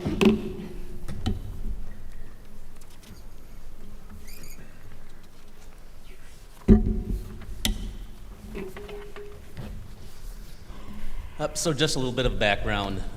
We're here tonight to do two things. The first thing is to kind of update you from the work of last year, and then just talk about what's gone on the last probably about month and kind of where we're headed. So if you go to the next slide, last year we had 3 subcommittees, one focused on LGBTQ awareness, another on dress code, and another on holidays and celebrations. And just kind of the wrap-up part of those things are that we've scheduled LGBTQ training for staff coming up in October and in November at our in-services. We're working on a culturally relevant practices approach to holidays. So one thing that came up at the holidays conversations and celebrations is, what does this mean for holidays and celebrations? And so from a culturally relevant approach is talking about how to have conversations about things, not to cancel things, but how do we engage our students in being critical thinkers around celebrations and holidays. And the dress code piece is currently still being considered, and there's more work to be done on that. So if you go to the next slide, maybe. Amanda, could you change the slides for us, please? We should be... Yeah, one more. One more. Thank you. So the work for this year that we started on is, in order to create more focus and better define the work of the EID committee, is to develop a mission, a vision, and value statements. So what we did is we worked with someone out of the cities named Jonathan Brown, who came, and I've seen several faces of people who participated in that here tonight, which is good. But essentially, he just asked us questions about what we wanted the EID committee to be, what we wanted our work to look like, and helped us craft these statements. And so what you see up here is the mission statement, and that really came from the district perspective. We looked at what are our priority areas, what is our mission, and those sorts of things. And so this mission was handed to the EID committee from the district. All right. Let's go to the next slide. So the next 2 slides are the vision and the values, and these are the 2 pieces that we had Jonathan Brown help us with. And so, like I said, his process was an affinity process. He just took literally our words and our thoughts, and there were hundreds of phrases and words, and then took it back and synthesized and found themes and those sorts of things and brought them back to us. So what you see is the vision for the EID committee. We've taken this and reworked it with EID committee members, and at our next EID committee meeting, we're going to look to finalize those vision statements. The next one is going to be our value statements, a little bit more. And so I think the 4 big points to focus on are the highlighted, the bold and underlined statements. So that's what we're striving for. That's what we value. The values will guide how we do our work. So the first one being student and community focused. Our work is focused on the experiences of students in the district and how to support the community. We value civil discourse. So when we have these conversations talking about how do we do it in a way that all voices are heard, that we're respecting each other and those sorts of things, because at our EID meetings, views differ, and we need to know how to handle those as a group in order to best serve our students. We talk about being a welcoming host, so this committee is open to anyone in the community that wishes to come. And so how do we welcome people in with divergent views of each other in a way that creates a welcoming space? And then the last one is keeping the focus on equity, inclusion, and diversity. And I think for that piece, it's not, the focus of it is there's a lot of side conversations that can be had around equity, inclusion, and diversity. And we want to do our best to make sure that we don't go down too many rabbit trails at the cost of supporting our students. One thing I'll mention that in the vision part of it, if you go back, what we've landed on is being a committee, a convening body. And so what that means is that the role of this committee is not to write policies, it is not to develop curriculum, it's to engage students, community members, and others, and I'll go through a slide in a moment, and others that might have some more knowledge about these things in order to make recommendations to the administration or to the school board. So if you go to the last slide, what you see is an example of a workflow that we might go through, which starts with us analyzing.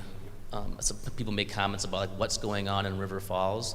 So analyzing data from River Falls, we've got all sorts of good academic data. We've got engagement data from school perceptions. We have qualitative and quantitative data about experiences and achievement and engagement of our students in this district. So we start with that, and we start with looking at that as a committee. So once again, the committee is comprised of staff members, community members, board members. So that group looks at the data to tease out inequities that may be there. An example of an inequity might be, why is it that certain demographics are achieving less than other groups? Or if we ask questions like, do you feel connected to your school? Or do you have an adult that you can trust in the school? If we look at statements like that and we see that certain groups, whether it's ableism or gender or sex or race or socioeconomic, why would those people feel less connected? So we go through, we look at the data, we identify the stakeholders. So if we have data that says students with disabilities feel less connected in our school district, which we have data that says that, who do we need to talk to? Because one thing you don't want to do is just look at hard data and then start making guesses about what the problem is or where the issue lies, because you don't want to fix a problem that doesn't exist. And so you identify stakeholders. You look at, do we need to do surveys? Do we need to engage specific students and parents and community members around abilities and get information from them? Once that is kind of drilled down to the root cause, then the question you ask is, okay, who do we need to bring together to solve this problem? Okay, it might be a transportation problem. It might be the fact that, to the idea of systemic problems, it might be that the way that we are putting information out to these families and engaging them is a problem. So we identify those, we figure out how to solve it. Eventually there's some brainstorming within the committee, and we come back to you or the school board with a final recommendation on how to address that. So that's kind of the flow that we're envisioning that the committee would go through, and are looking forward to the work this year. So we meet with Jonathan Brown. It was supposed to be tomorrow night. He had to reschedule for Thursday. So Thursday, he'll come back in. Next Thursday, he'll come back in on September 30th.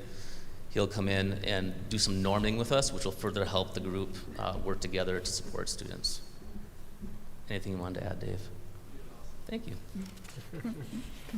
Any questions? Thank you, Nate. You've done a lot of work to lead this committee and to guide it, and it's not done. Thanks. So thank you. Do any other administrators have anything? I don't believe so. All right, we're going to move on to action items. And at this point, before the board, we have meetings of the regular Board of Education meeting from August 16th. We have bills that have been submitted for payment. We also have employment recommendations that are listed on page 12. At this point, do we have a motion to approve minutes, bills, and employment as presented? I'll move to approve. Thank you, Todd. Is there a second? Second. Thank you, Amy. Any discussion? Lindsay. I seconded. She said it first, Oh. but sorry, I don't know. At least that's the one I heard. She's closer to me. Any discussion? All those in favor? Aye. Opposed? The motion is carried. And so at this point, we are going to move on to discussion and action regarding the school district matrix regarding future mask decisions, the guidance for the decisions that Mr. Benson presented. This would be a good time to ask questions of clarification, to have some discussion. I think we have the numbers right now. Again, I apologize for that. That's embarrassing on my part, but I think we have it straight now. The numbers are consistent with what the board has seen. Correct. So we're familiar. So I just want to make the clarification that if this passes, the decision-making goes back into the hands of administration because that's a day-to-day running of the school district, correct? Yeah, my understanding is that, quite frankly, the board doesn't have a strong interest in coming back either week by week or every other week or every month and having a vote on the debate over the masks, and therefore assigned administration to create such a matrix, and that we would use this matrix. It's our guidance, and as I alluded to earlier, when some other indicators like the hospitalization references that I shared a few slides on get on the downward side of where they're at right now, it's possible the matrix could change, but the matrix isn't going to change anytime soon. I can tell you that based on the trajectory of the COVID numbers. But just to answer your question more directly, yes, that's my understanding, is the matrix is to be used and it's not coming before the board for continued votes week after week. I believe that was the reason the board assigned administration to create a matrix. Yeah. And to help everyone kind of understand, there was someone who asked some questions about, what is it zero? Is it, what are percentages or numbers? I mean, to me, that's part of the other thing that it's just in front of everyone at that point to interpret, and it's not just what does somebody feel like today kind of a thing. So. Mm-hmm. Are there other questions or comments? I guess I would, at this point, just to get discussion going, even I would make a motion to approve the matrix as it's presented. Is there a second? I'll second. Thank you, Bob. Discussion. Jamie, it's 2 weeks in a row change, right? Can you talk a little bit about that? 14 days, 14 consecutive Yep. days. So that we'd need to see that, again, it's always a rolling, so every day you can look at it, and it's just got the last 7 days. And so we're saying our touch point's gonna be Friday. We're looking on Fridays. What does it tell us there? And if the matrix says, hey, on this Friday, we're gonna switch, we're gonna say, no, we're not switching yet. We're gonna wait and look at it. It's got to show that cycle 2 times before we're going to make that pivot. Kind of approve it type of thing. Right. I like that feature of it. I've tried to review every one that I can. There's a lot of them that are just tied to either a county spread at the CDC levels, which is more restrictive than what's proposed here, and I've seen some that are less restrictive but have more of a yo-yo effect. I think one of the biggest things for me that I like is that 2-week, kind of a smoothing, just to make sure that I would say it's a more cautious approach, but that feels like a better way for me in terms of managing it. So I like that piece of it. I'm not going to nitpick any numbers. I'm comfortable with what's there. That's a very subjective thing, and our range is, just to quantify for people, the columns going across from left to right are essentially following CDC levels, but we go past that a little bit in terms of what they would allow under their substantial definition versus what ours goes to. And they don't have a very high definition where we add one. And so we're kind of in line with that, but there's a little bit of liberty taken, and I guess I'm comfortable with the idea that at this point. Todd, I think that you make a really important point about the potential for this to be able to avoid too much yo-yo, too much back and forth, that we want to be able to see some sustained measurements that suggest that it's wise. The other thing for myself, too, that I've always got my eye on is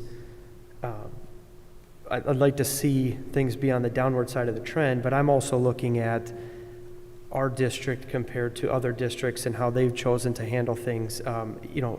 It's probably too early to try to compare that, but in a month, you might have a better comparison, or 2 months, whatever time frame after school has started, you'll have a better comparison to say, here's the experience this place had. Last year, we had almost a pretty similar experience for I think almost all districts had the same experience in regard to masks. Some were different in terms of their learning environment, but you were trying to use what other people's experience versus yours showed to say, what lines can I draw with some of these things, even though there are variables outside the school walls that factor in.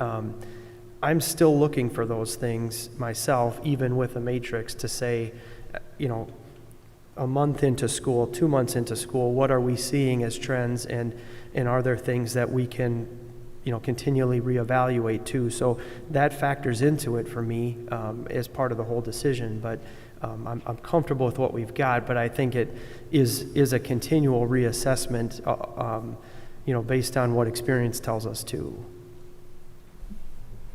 Cindy? Yeah, I agree with you, Todd. I like that it has the 2 weeks that smooth it out a little bit. I like that it's by school, so it's considering the immediate environment that student's in, but also considers the broader environment. So I like it. Thank you for putting all the time that you all put into this conversation last month. Stacy, again, I agree with Todd. Todd's done a good summary of what you've done here, and I think, speaking for the board, this isn't new tonight. The specific plan is, but as a board, at all of our meetings here the last weeks, we've been talking, providing feedback, et cetera. So, Jamie, I appreciate you putting this together.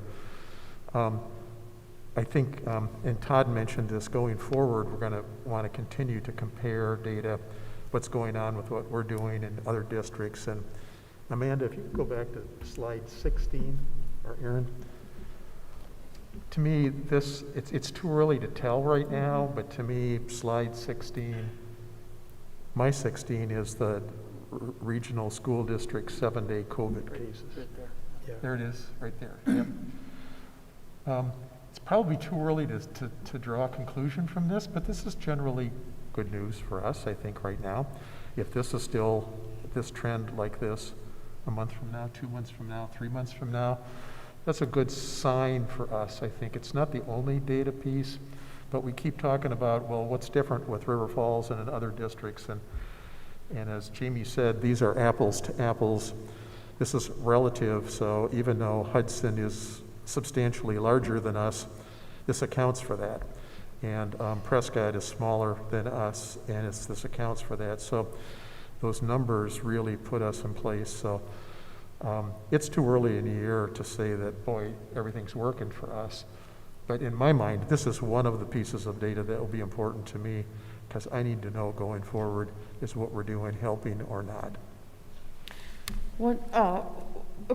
I don't know if you have the answer to this, Jamie, but on the news today, they indicated that there's going to be a vaccination that's going to come available for the 5 to 11-year-olds. Is there ever a time when when the vaccination rate would reach a certain point that this whole matrix would just go away? Have you thought about it or talked about it? Yeah, personal opinion would be that would be nice, but my personal opinion also is that I'm not sure that's going to happen real fast. I think there will be some hesitancy that will take some time, but time will tell. The way I would say it for myself, Amy, if we're asking that question as a board, is a lot of the feedback from people in support of masks, especially at the younger levels, are this wasn't universal, but a lot of that feedback was my child doesn't have the choice to protect to the level that we feel comfortable without masking, and the vaccine would, in my mind, take a pretty big step for a lot of those people. I'm not saying it would be the automatic drop point, but to me, it's a different conversation if that perceived protection for some people exists and they have the ability to do it for all school-age kids. Again, to me, that's a change, big-time change in the conversation that we are having up to this point and would be considering at that time. But in terms of timing, I think the earliest I've heard on that timing is like winter. Yeah. Halloween, I think I heard today. Yeah. But it could help us with our 14 days. Yeah. Bob?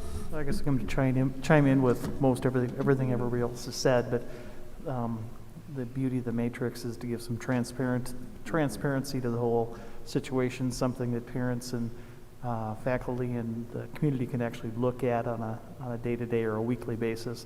The yo-yo effect would be insane. I think we are far ahead of other districts in having this type of level performance to make a change anyway.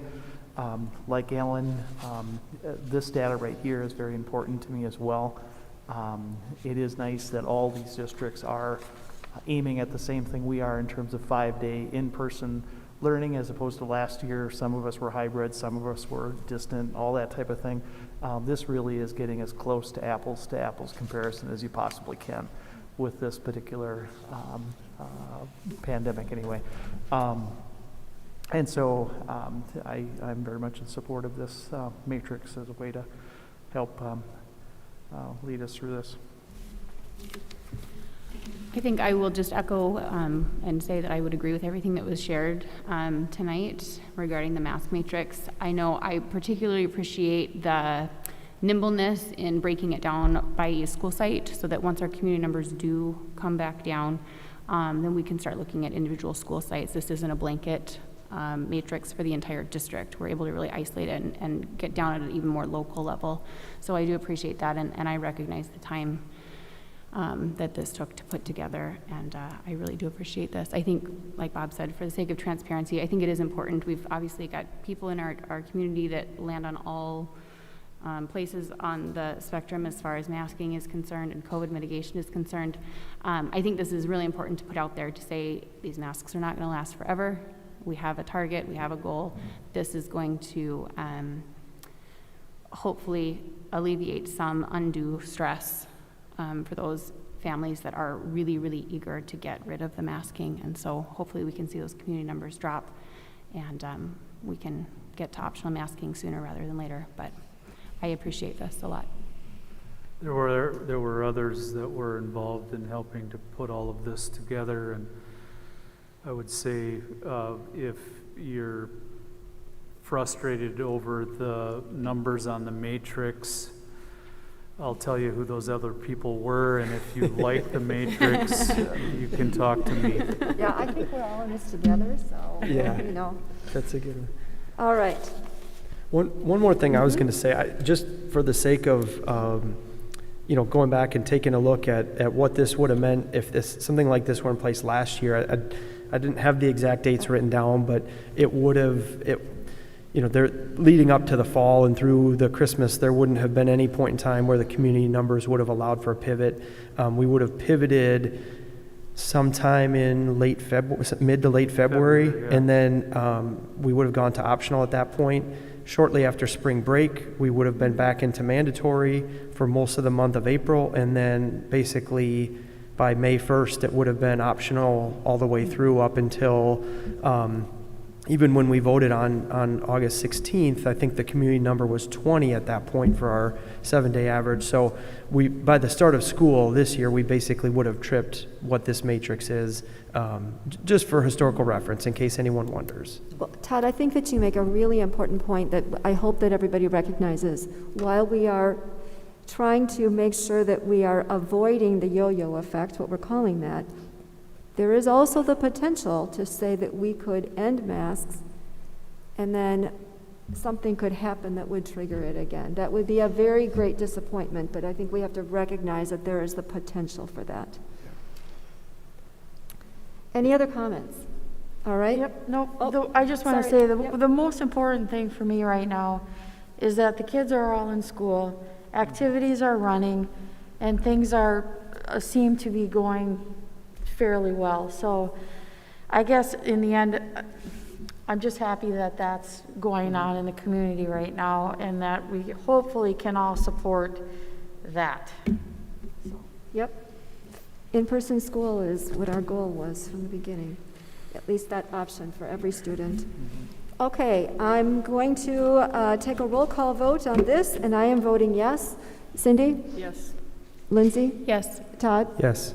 Amy? Yes. Alan? Yes. Bob? Yes. The motion is carried 7-0.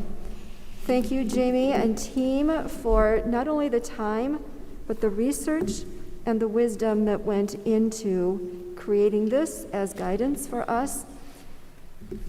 Thank you. Thank you. You're welcome. All right, Alan, I'm going to turn to you for an update and about educational program. Okay, we had a really good meeting last week, and we met at Rocky Branch, kind of keeping with our theme of trying to get out into the buildings more with these committee meetings, and had some very good discussion. Chuck gave us the principal gave us a very good tour, and we got to sort of see some of the building and the work from the last referendum and those kinds of things. So thank you, Mr. Eaton, for doing that for us. There are several things we took up. One was we had another conversation, and this has been ongoing for several months this summer, about the academic and career planning initiative that's going on in the high school. We are one of the few high schools in Wisconsin to be doing this, and I think almost all of you were there and had that conversation. It was very good to hear from Melissa Hansen and what's going on here. This is really exciting, and my only concern is that this is one of the coolest initiatives we've rolled out in a long time, and it's getting lost a little bit in the noise that's been going on this year. But this will affect every kid and help every student in our district help plan what they're going to do after high school, because we know everybody's not going to go on to college. Not everybody's going to go on to work directly into the workforce, and even if they do, what will it be in?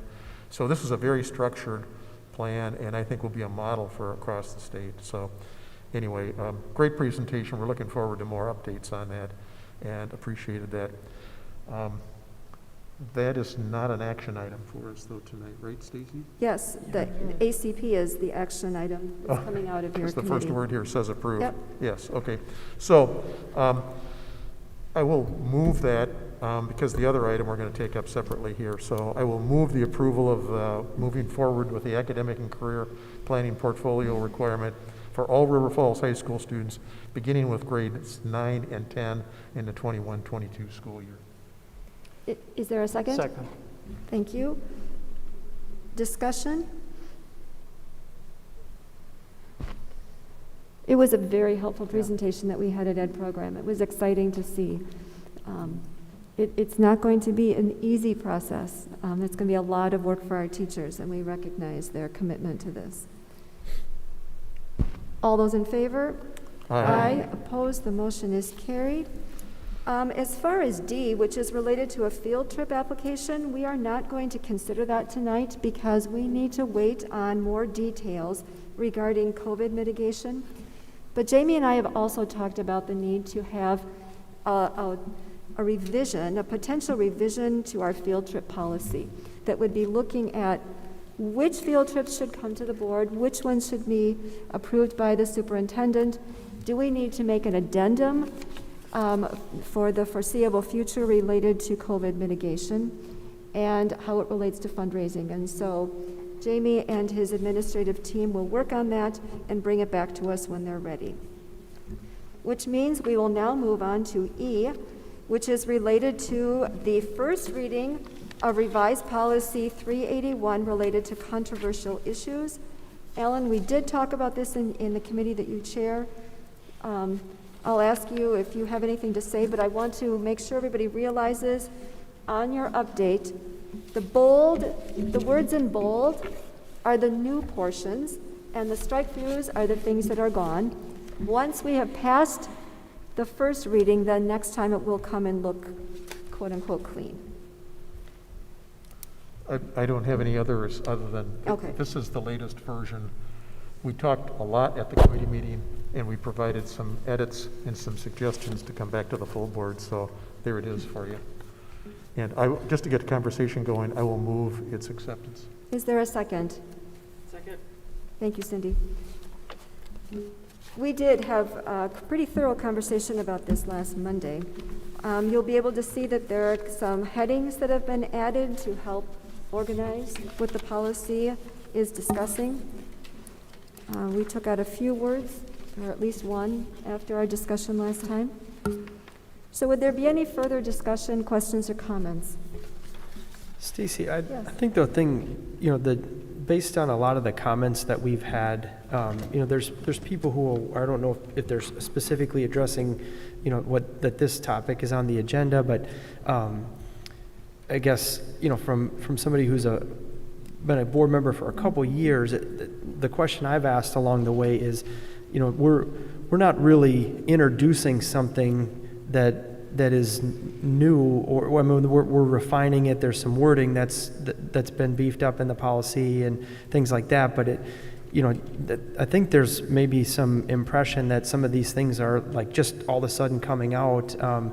And the way I took it from asking the questions of staff and the administration is just that we're recognizing the need to put a little bit more behind the policy, but it's not like there's all of a sudden something just being thrown in there that didn't exist before or any of those things. I just hope that message gets relayed, because a lot of the discussion has happened over a couple months and not everybody gets to see that piece of it. I just felt like it might be important to say. Yeah, Indeed. The board has had a policy on the topic of controversial studies. This document says since 1973. It was updated in 1991. And 2010. Again in 2010, and now some 11 years later, we're revisiting it. Truth be told, the reason we're revisiting it has to do with the fact that there's been a number of conversations in our society. We heard some comments tonight about critical race theory. How are we teaching and talking about that in our classrooms?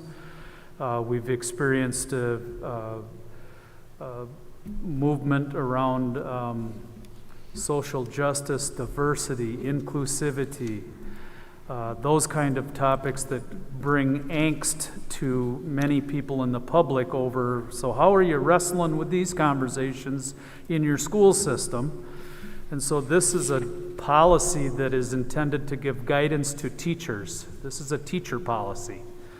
And it says in this policy, it provides some guidelines on how to best go about having those conversations, referencing things like age appropriateness matters. The way that you have a conversation with a high school group of seniors in a civics class might be a little different than the way in which you engage in conversation with kindergartners over a given topic.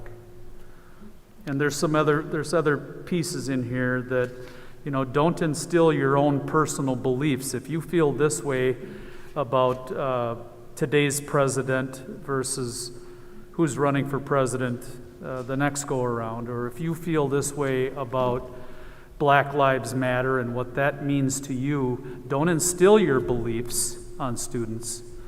It's okay if in the appropriate context of a curriculum that is a part of the class in which you're teaching, that we have some conversations, but this is a policy that helps build a framework and set about some expectations, including at times we might even need to notify parents if we're talking about certain topics in classes that they should be told about in advance.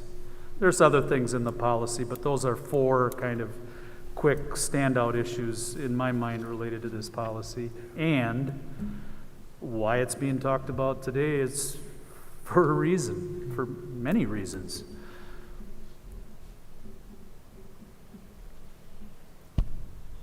Any further discussion? We have a motion that's been moved and seconded.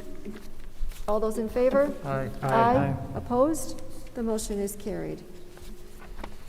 All right, so the next order of business is that Region 4, is our region for the Wisconsin Association of School Board members. There is an open seat for the Board of Delegates.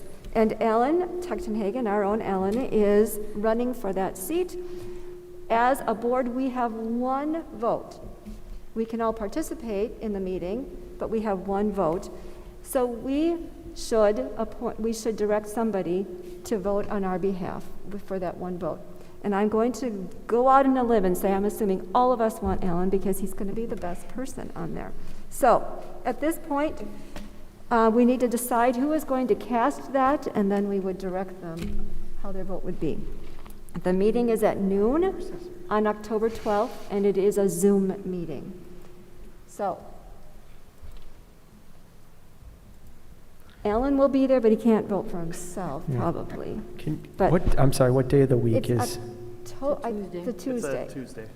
But I can do it. If somebody else wants to do it, I'm certainly... I'll nominate Stacy. Okay, all right. Or I move to nominate, or do we need a motion? This is where you use that cast a unanimous ballot type thing? Sure. Yes, okay. Sure. Anybody else? Okay.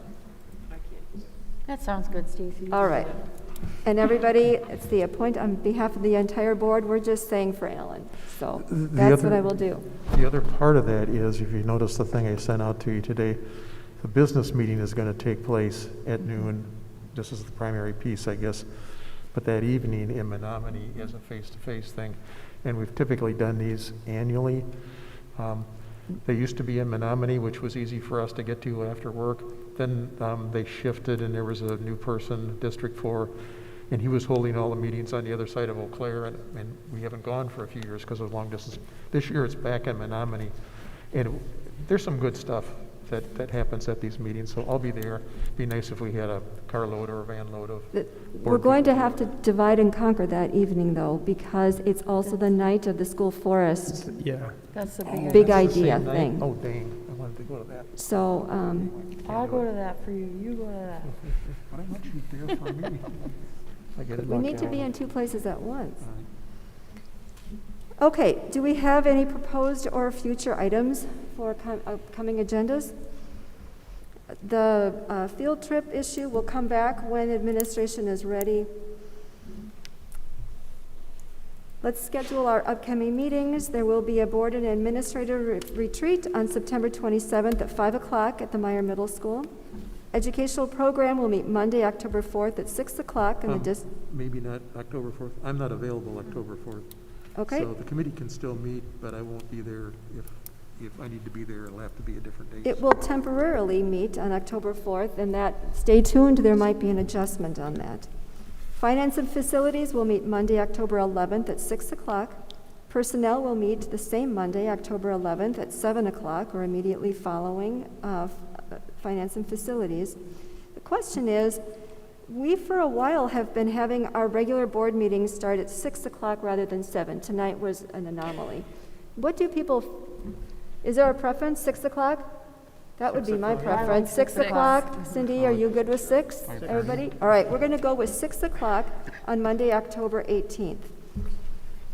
And at this point, I have a request for an executive session pursuant to Wisconsin Statute 1985 1E, F, and G for the discussion of confidential legal matters related to district lease agreement and liability. Is there a motion, please?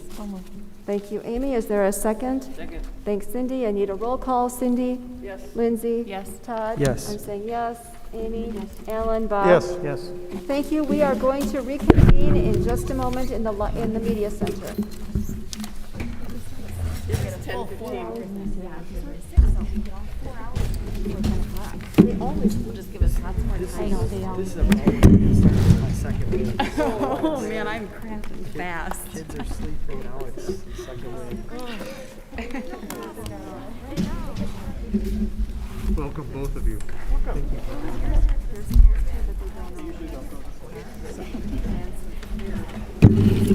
I didn't notice that. No, I knew this was on here. I didn't notice it wasn't checked.